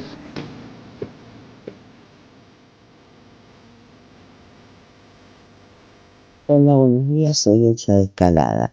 En cuanto al Eternauta, lo que logró es que sepan quiénes son los Osterel, quién escribió el Eternauta y el Eternauta, más allá de nuestras fronteras. Es una creación cinematográfica. En Netflix, bueno, es lo que hay. Así que no podemos estar analizando todo profundamente. No. Ha logrado algo que creo que no estaba pensado. Bueno, que tengan buenos días a todos. Elsa de Escalada. Caballero de Día, en AM 530. Construimos comunidad. Buscamos la verdad. Siempre. 22 minutitos pasaron de las 9, dígame. Escriben muchos mensajes, Roberto. Mucho. Sí, pero mirá el de Carlos de Valvanera, qué interesante, nos envía un recorte del año 2012 de distintos medios que publicaban en ese momento cuando Mauricio Macri prohibía en las escuelas el Eternauta. Y claro. Sí, el Eternauta, dijo Mauricio Macri, definitivamente no entra a los colegios de la ciudad. Esa es una forma de adoctrinar también. ¿Te das cuenta? 2012. Qué claro que tienen ellos todo, qué claro que tienen ellos todo. Bueno, estamos un poco acá entre la neblina, producidos por los fuegos de artificio que nos ha pedido que pusiéramos a su entrada en el estudio el señor Rinconé, inciso 4 del contrato firmado con Daniel. Bueno, tiene pinta de granadero, tiene pinta de granadero. Estamos como turco en la neblina acá. Yo quiero decir que yo lo que pedí fue la alfombra roja y que se pusieran de pie. El resto es una fantasía. Está en la venda, señor, yo lo he visto. Está en la venda, está en el contrato. Bien, muchas gracias por este espacio. Ustedes saben que todo vuelve. Este este gobierno es una especie de rogel de asombro, no se sabe bien por cuál empezar, pero sobre todo es un museo de novedades. Los tipos se presentan como la novedad, es nunca visto, y es el viejo manual neoliberal lleno de polvo y moho que padecemos desde la última dictadura cívico-militar. Bueno, uno de los adenda del manual de neoliberal es el de las Fuerzas Armadas como fuerza de choque en seguridad interior. Esto es un viejo anhelo del Departamento de Estado que viene tratando de vender esa pomada desde el fin de las dictaduras en la región, algo que Estados Unidos jamás haría en su territorio. Es decir, Estados Unidos no usa las Fuerzas Armadas para combatir el delito en Estados Unidos, pero sí quiere que nosotros usemos las nuestras por obvias razones, digamos. De esa manera tendrían el control también de la seguridad interior. Así que hace unos días el ministro Cosplay, nuestro ministro Top Gun, sí. Luis Petri, que estaba de saco y corbata, me asombró un poco me desilusioné. Sí. Oh, le dije, Luis, la ropa de Top Gun, de gendarme, que usa de todo lo que vos quieras, pues a veces está como va variando, tiene varios con Richard Gere de Marino, sí. el flaco va variando. Bueno, escuchamos a Luis Petri. Nosotros queremos ir contra los narcos, queremos ir contra el crimen organizado, queremos utilizar todo el peso y poder del Estado para ir contra esa delincuencia transnacional y para proteger a los argentinos. Para proteger a los argentinos van a largar a las Fuerzas Armadas dentro del territorio nacional para ocuparse de seguridad interior. Yo pregunto, ¿cuál es la relación? ¿Qué capacidad tienen las Fuerzas Armadas? ¿Qué formación tienen para combatir el delito? Porque en general la formación es más bien letal. La formación de las Fuerzas Armadas es defendernos de una invasión, entre otras cosas. ¿Qué decía? Alienígena. Una invasión alienígena. Tenemos que hablar de la invasión alienígena, y porque escuché por ahí que politizaron qué barbaridad, yo no fui. Politizaron el Eternauta. Yo no fui, no tuve nada ¿Hasta cuándo? ¿Y qué van a hacer? El próximo paso va a ser politizar el Facundo, politizar el Matadero. Qué barbaridad los politizadores, che, hay que fumigarlos. Hay que fumigarlos. Bien, ustedes saben, el año pasado ya se había conversado sobre este tema, el uso de las Fuerzas Armadas como seguridad interior. Y el ex jefe del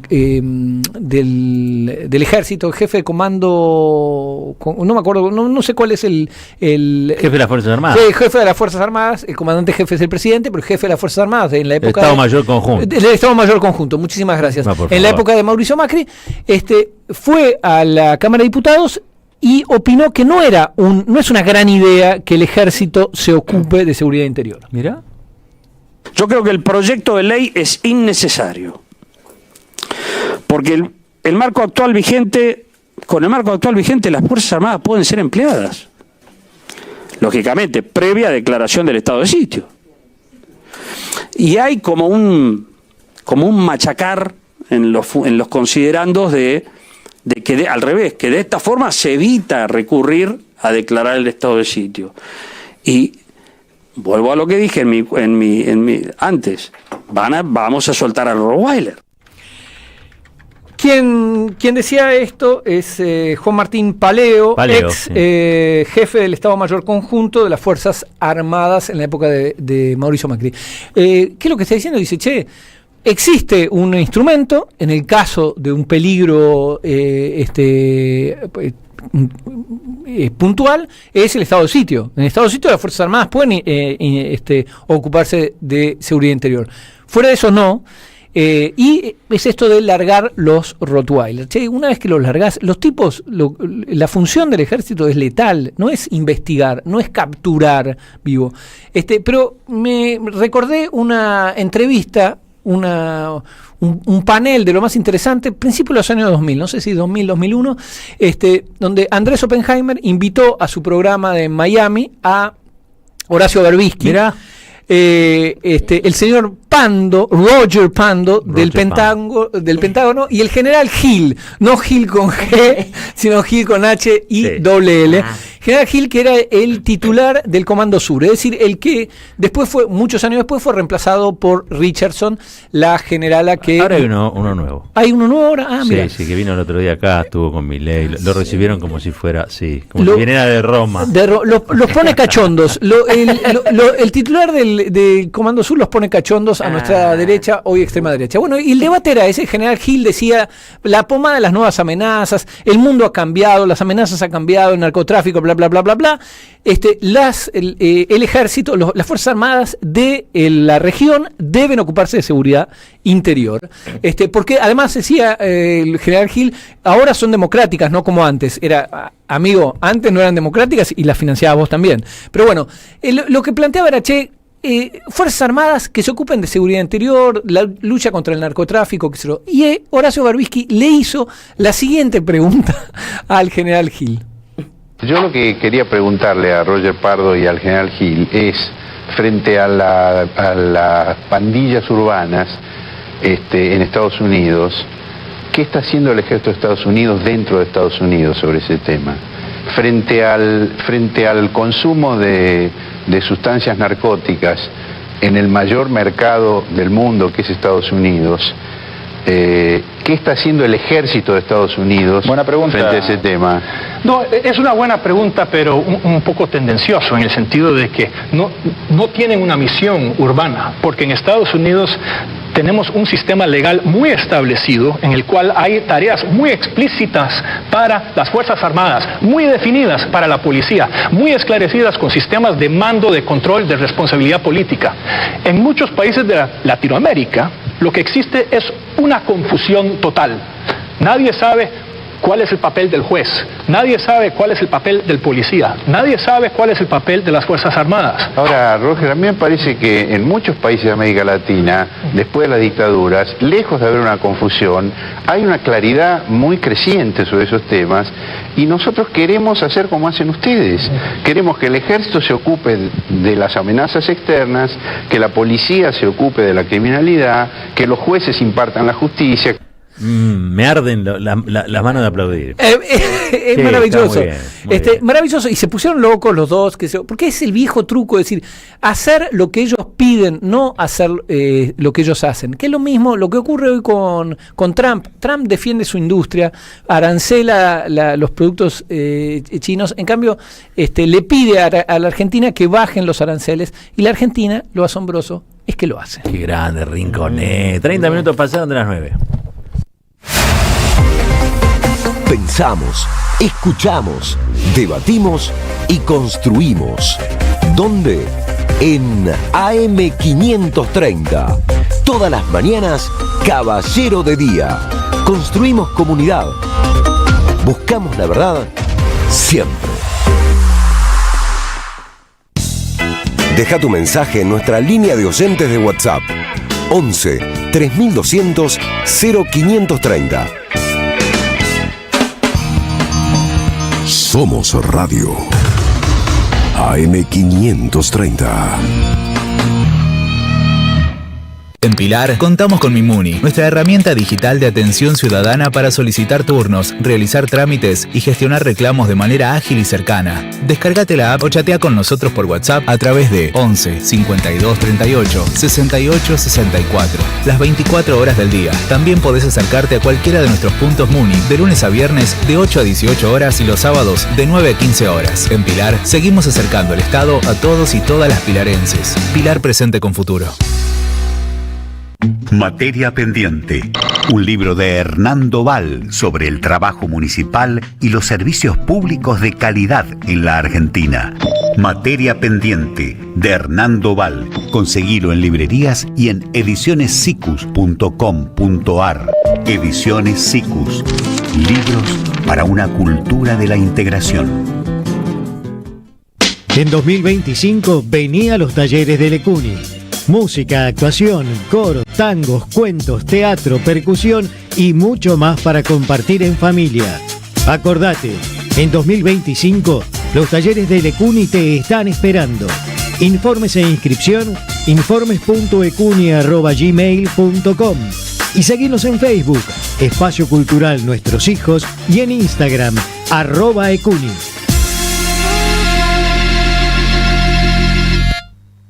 Seguí a la Cámara de Diputados de la Provincia de Buenos Aires a través de sus redes sociales y entérate de todas las actividades legislativas en Instagram y Facebook como @diputadosBA y en Twitter como HCDiputadosBA.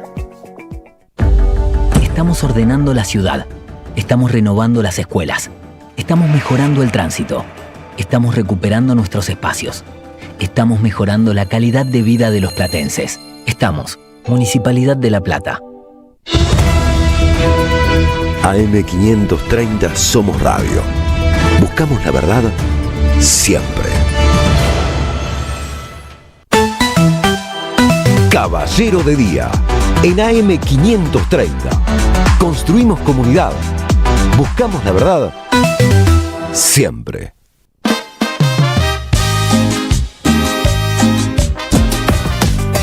Seguí a la Radio de las Madres por YouTube. Activá las notificaciones, dale like y suscríbete a nuestro canal. Somos Radio AM530. Construimos comunidad. Buscamos la verdad siempre.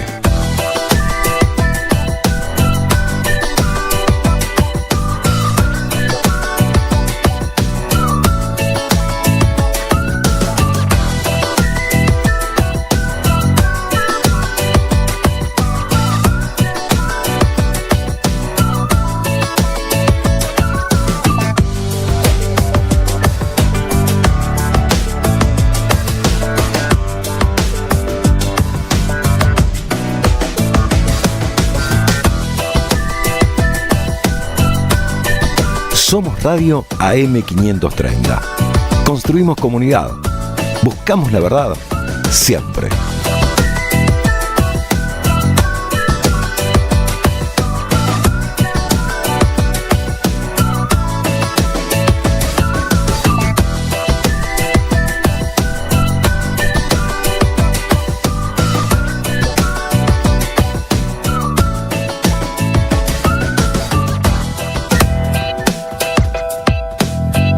Seguí a la Radio de las Madres por YouTube.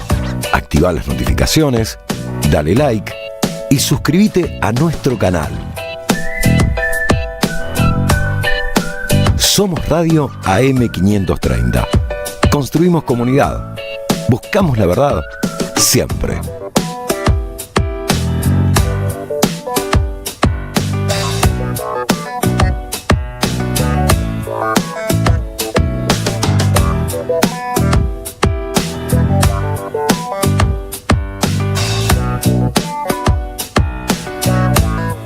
Escuchando, dice que no le importa, pero esto les va a interesar a nuestra audiencia porque Nutrión Vita aumenta.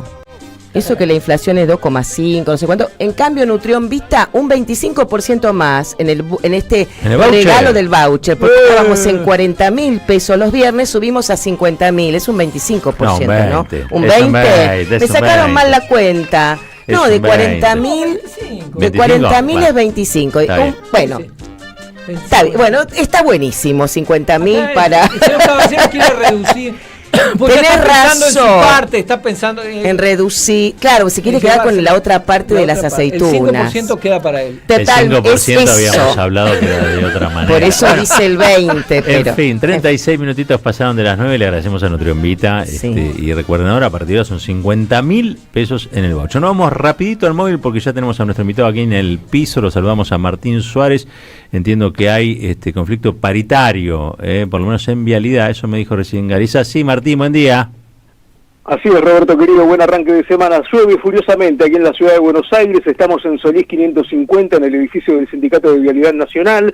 Cada vez es más crítica la situación de los trabajadores de este sector, ya que hace 7 meses que no tienen discusión paritaria y los sueldos permanecen congelados ante lo que es el avance de la inflación, ¿no? Exigen que el gobierno nacional reabra la mesa salarial, que envíe con urgencia también las propuestas de aumento y que el organismo se encuentre prácticamente en un estado de vaciamiento total, que no solamente tiene que ver con el congelamiento de los salarios, sino también con cada uno de los recortes y ajustes que llevó el gobierno nacional dentro de este sector. Por esta razón, el Sindicato de Trabajadores Viales de la República Argentina remitió una nueva carta documento a la Subsecretaría de Desarrollo y Modernización del Empleo Público, donde reclamaron las mejoras paritarias con urgencia en todo el sector. Hablamos con la secretaria general de este sindicato, Roberto, que es Graciela Aleñá, que manifestó que el congelamiento de salarios de todos los trabajadores viales es parte del vaciamiento que lleva adelante el gobierno de Javier Milei. Bueno, ya nos hemos cansado de hacer presentaciones en vialidad y también en empleo público, el que tiene que bajar la orden es empleo público, y la realidad es que no tenemos aumento, pues en octubre del año pasado, o sea, noviembre, diciembre, no aceptamos el aumento, pedimos la intervención de trabajo, al quien también le mandamos notas, presentaciones para que convoque a una mesa de diálogo y no fue posible, y ahora directamente ya en lo que va de este aumento, más allá de ligarnos con un convenio que no es nuestro, que es el convenio general del Estado, nosotros estamos por fuera de ese convenio y nos exigen estar adentro bajo el régimen de otra ley, pero la realidad es que los compañeros están con los sueldos al mes de octubre del año pasado. La verdad que una falta de respeto y una vergüenza, quizá ligado con todo esto que hablan de hacer desaparecer al Estado, ¿no? Que no quieren aumentar los sueldos para pagar menos con los despidos, quizás sea eso. A la suspensión de la obra pública en todo el territorio nacional, que tiene que ver con cómo se reflejan, ¿no?, las rutas nacionales, y también el encubrimiento de todos los accidentes que ocurren a diario en el ámbito argentino. Por esta situación se le suma también el congelamiento de salarios de todo el sector de trabajadoras y trabajadores viales que vienen llevando adelante la disputa salarial. Reiteramos entonces urgente pedido de este sindicato de trabajadores viales para que el gobierno nacional reabra la paritaria. Gracias, Martín. Abrazo grande. Abrazo, Robert. Martín Suárez, con el móvil 1 de la M530. Caballero de Día, en AM530. Construimos comunidad. Buscamos la verdad siempre.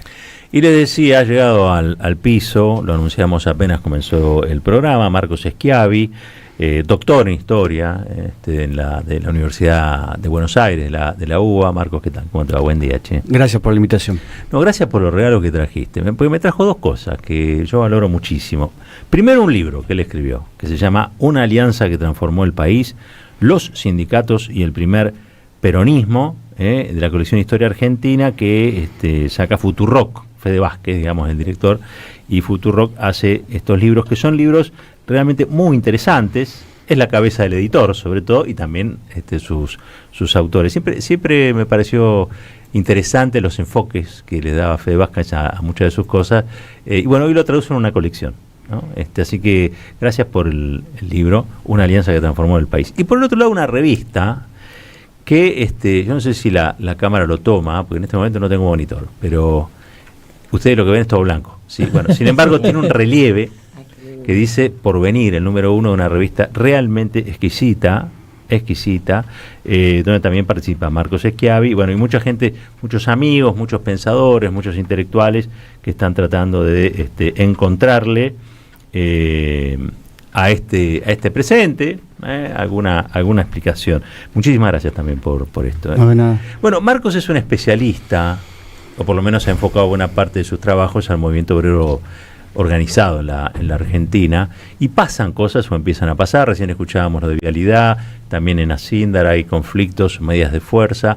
El libro trata precisamente de los sindicatos y el primer peronismo, una relación que la primera pregunta que te voy a hacer, Marcos, es si sigue vigente. ¿Cuál sería esa relación entre los sindicatos y el peronismo? Por supuesto uno dirá, ¿qué tipo de peronismo? ¿Cuál peronismo? No importa, la pregunta es para vos. ¿Qué queda de aquello que fue una unión virtuosa en el tiempo, pasado ya 70 años? Este año se cumplen 80. 80 años. El tiempo pasa. El tiempo pasa y nos vamos volviendo. Este año las efemérides son traicioneras. Este año se cumple 80 años, el 17 de octubre también, de 1945. Claro. Que es el origen de ese vínculo, que es un vínculo que llevó en primer lugar a Perón al poder. Sin ese 17 de octubre no hubiese habido peronismo. Eso es un dato para empezar interesante, para poner en el lugar que corresponde al movimiento obrero en relación al movimiento peronista. Luego, para no hacer un raconto histórico desde el 45 para hoy, lo que podemos decir es que ese vínculo obviamente sigue muy vigente. Si hoy uno analiza el bloque de diputados en la Cámara, el único partido que tiene sindicalistas es Unión por la Patria, es el peronismo. Si agarra la conformación del PJ Orden Nacional de Cristina, vos tenés a simple vista 4 o 5 dirigentes importantes del sindicalismo: Luz y Fuerza, Esmata, UOM, Víctor Santamaría, y me debo estar faltando algunos seguramente. Vanessa, Chile, ¿no? Está Vanessa, Vanessa tiene una secretaría. O sea, que ese vínculo existe. Ahora, si ese vínculo es tal cual fue desde el 45 para acá, yo lo que te puedo decir es tal vez no, y tal vez la pregunta tiene más que ver con el dinamismo propio del movimiento obrero y cómo eso impacta en la dinámica del partido. Yo creo que el desafío central hoy es reconstituir un movimiento obrero dinámico con una agenda propositiva para adelante. Hoy estamos en una etapa defensiva, vos lo acabas de decir. Asindar en conflictos, la UTA supuestamente mañana, UOM en estos días, Vialidad y etcétera, etcétera. Esa agenda defensiva de mantener el salario por lo menos y las organizaciones en algún momento va a tener que pasar a constituir una agenda para adelante. No parecieran aparecer, digamos, perdón la redundancia, digamos, ¿no? Pero surgir, ahí está, no parecieran surgir dentro de la conducción CGTista espacios que puedan liderar eso, digamos, ¿no? Pareciera todo más bien cauto y moderado en la cúspide, digamos, de la central obrera, y no veo, digamos, nuevos liderados. ¿Vos ves alguno? ¿Hay que prestar atención a alguien? Un primer punto que yo haría, que es el triunvirato de la CGT no es toda la CGT. La CGT tiene una conformación de centenares de sindicatos con su propia dinámica, sus propias comisiones internas, etcétera, etcétera. Sin duda lo que tenemos hoy es, si se quiere, un problema de representación y de organización, sobre todo a los trabajadores no registrados, ¿no? Hoy tenemos en el mercado de trabajo argentino mitad y mitad de trabajadores registrados y mitad de trabajadores entre no registrados, monotributistas, bueno. Como la economía. La economía es así, ¿no? Sí. O sea, sin duda esa no registración tiene más que ver con el tipo de economía que con el supuesto costo de un trabajador. O sea, esa parte en algún momento estuvo representada. Y la representaban líderes como, por ejemplo, hoy lo mencionabas, como Ubaldini. Ubaldini en los 80, comienzos de los 90, representaba al todo. Hay muy poca gente que se acuerda que Ubaldini era cervecero. Un sindicato chiquitito. Entraba en una chapita. Por eso. Sin embargo, él representaba al todo. Ese es el desafío que hoy parece no aparecer, como salvando las redundancias. Y también tiene que ver con otro desafío, que es organizar a esos no registrados. Hoy tenemos un problema que es que vos, para estar organizado, tenés que estar registrado, ¿no? Claro. Y ese es un limitante, sobre todo porque los más afectados son los no registrados, y en un Estado que juega para la patronal y no juega para los trabajadores, como es el actual, los incentivos para registrar a un trabajador son escasos. ¿Por qué no hay un sindicato de monotributistas? O si hay, y yo no lo conozco. Yo creo que es... a ver, vamos a ponerlo... El modelo sindical argentino es un modelo sindical de... Sí, gracias. Mira que está lavado. No pasa nada. Limpito. El modelo sindical argentino se organiza por rama de actividad. Entonces, en el caso del monotributismo sería por tipo de contratación, no por rama de actividad. Ahí empieza a haber un primer problema. Ahora, dicho eso, yo creo que lo voy a poner así, yo creo que hay que pegarle una mirada a la forma sindical. La forma sindical vigente nació con el peronismo, de una agenda que lo precedió al peronismo, es una agenda de los 20, de los 30, de comunistas, socialistas, del propio sindicalismo a nivel en Occidente, y en ese momento era una forma sindical moderna.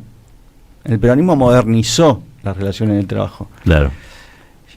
Hoy creo que sin desarmar y sin destruir lo bueno que tenemos de organización sindical, tal vez es el momento de repensar distintos tipos de organización, y además yo creo que los trabajadores se van a ir organizando. Por ejemplo, cuando hablamos de los Rappi, ¿no? Que dicen no se quieren organizar. Yo creo que no se quieren organizar si vos le traes algo desde afuera, si vos le traes algo estatalizado. Ahora, esos trabajadores, tarde o temprano, ese grupo que tienen los mismos problemas y los mismos desafíos, van a tender a una organización que tal vez tenga otra forma. Estamos hablando con Marco Schiavi, doctor en historia, especializado y autor, entre otras, del libro Una alianza que transformó el país, los sindicatos y el primer peronismo. Ustedes saben, acá hablamos bastante del movimiento obrero, de la CGT.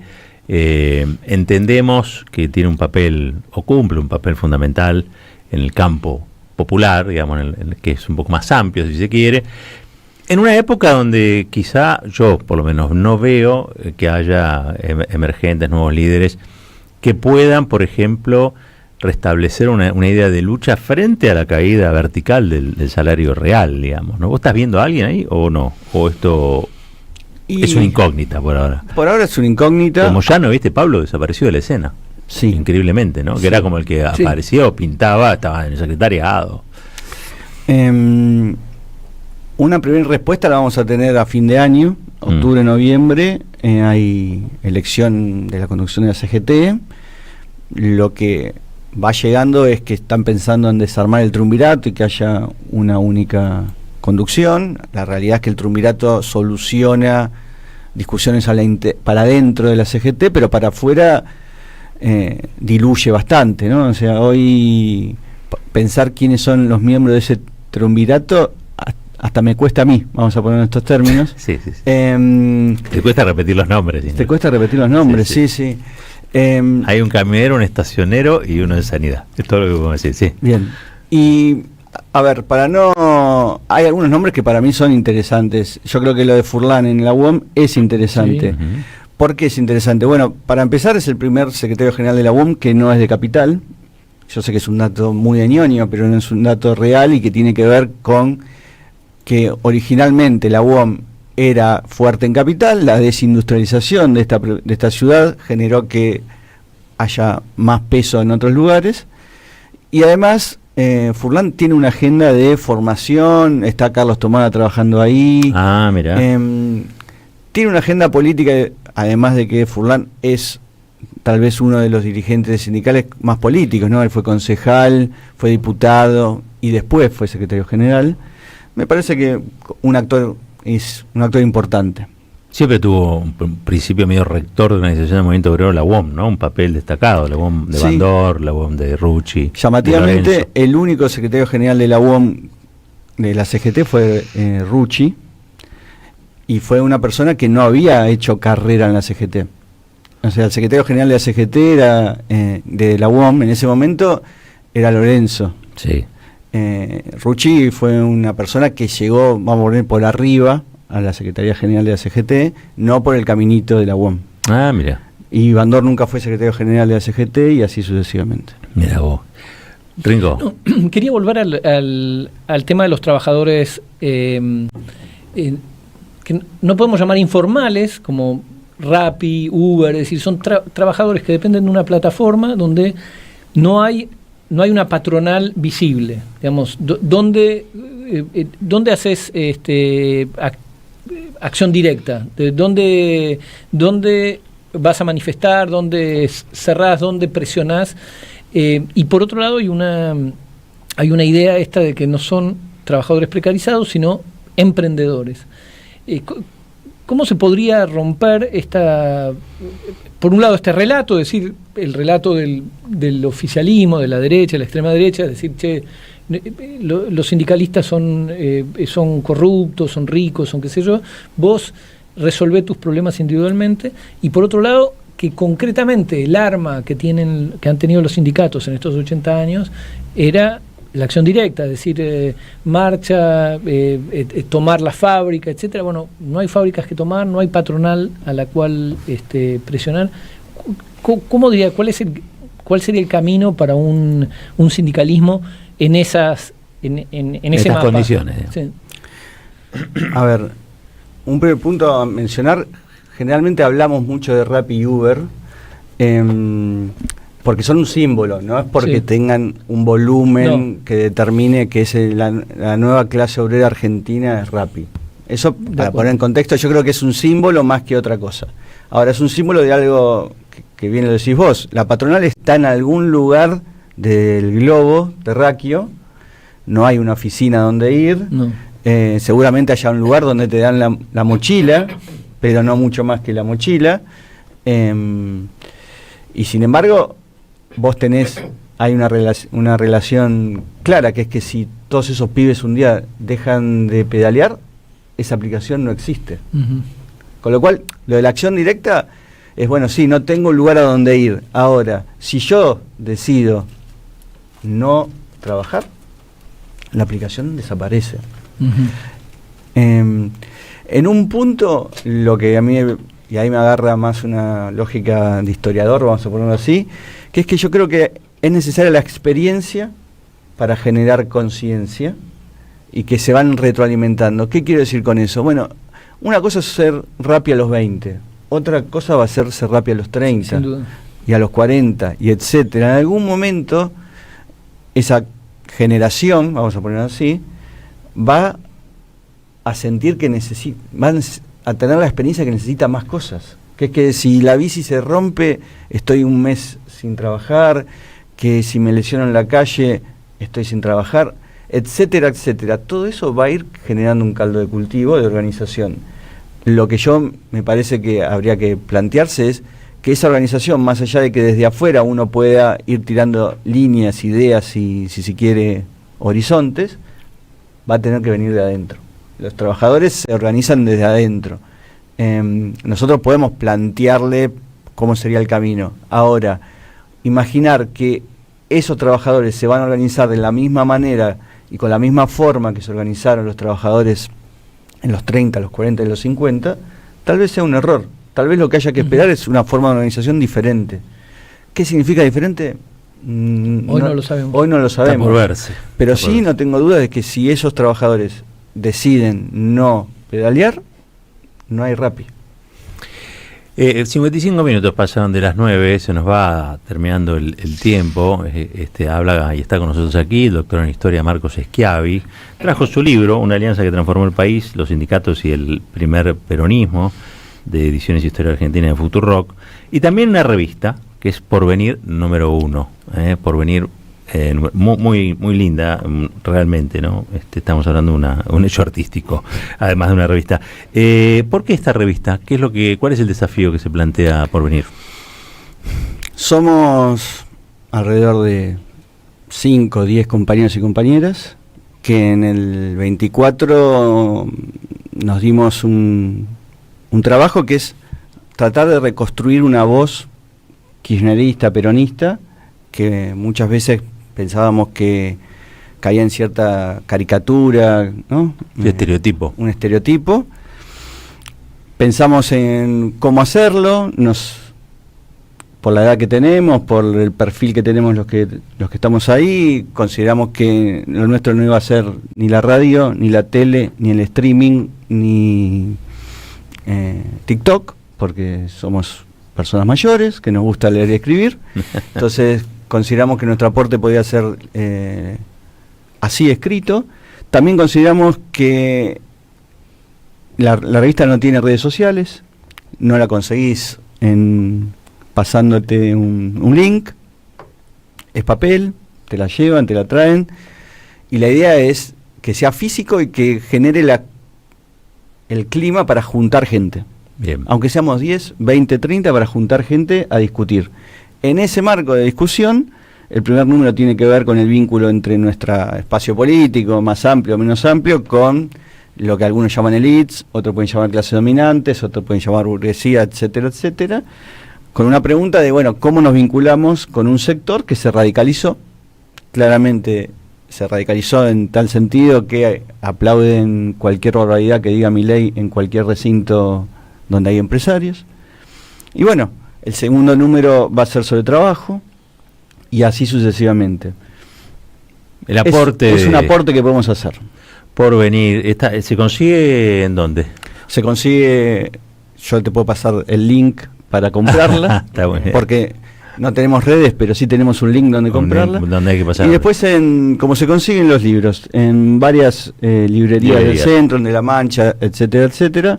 El nombre tiene mucho que ver con una linda frase que tiene Cook, que habla de que el pasado es raíz y no es programa, pero es raíz. Sí. Y que el presente incluye el pasado e incluye el porvenir. Me encanta. Marcos Schiavi, historiador aquí con nosotros. Gracias por venir. No, gracias a ustedes. Muchas gracias. Y trajo cosas, acuérdense, trajo cosas. Es importante eso. El otro día trajeron media luna. Todo sirve, Todo suma, todo suma. Todo suma, Ahora trajeron material de lectura. 58 minutitos pasaron de las 9, ya arranca, En un ratito el programa del Flaco Tonietti, siempre soy, yo veo parte del equipo ahí. Dígame, Rincones. Quería pasar Diga. aviso parroquial. Me hace pensar el papel, lo físico, en lo que se suele decir Amado Vudú, volver a las pizzerías, volver a cara a cara, volver a hablar entre nosotros. Y justamente Amado participa hoy de un conversatorio en la Feria del Libro con Germán Pinazo, Valentina Castro y Delfina Rossi, a las 17:30 hoy en la Feria del Libro. Y a las 19 nuestra compañera Vale Di Croce presenta el arca de Milei con nada más y nada menos que Víctor Hugo, y hablábamos recién de Fede Vázquez de Futurock. Ahí 7 de la tarde, sala Alperindongui. Hay que estar toda la tarde en la Feria del Libro. Todo a vivir en la Feria del Libro. Bueno, muchísimas gracias.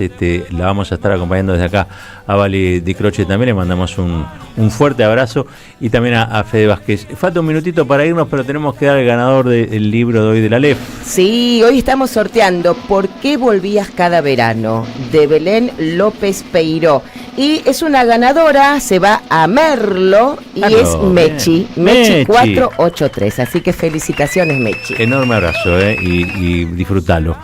Tengo que decir, porque esto es una realidad, el Getón está acá, pero después hay un gran equipo que hace posible que salgamos al aire. En la operación técnica el señor Silvio Soler, en la coordinación Gary Castro, en la producción Castro, Ezequiel León y Juan Pablo Fierro, en el streaming Leandro Deza, en la producción audiovisual Mora Brusagasti, en las redes Manuel Sanseverino, Alan Martínez y Vicente Castro. Nos vamos nosotros despidiendo hasta mañana. Quédense con toda la programación de la 530. Nos volvemos a ver mañana a las 8 y como siempre decimos al final, chao, que no se corte.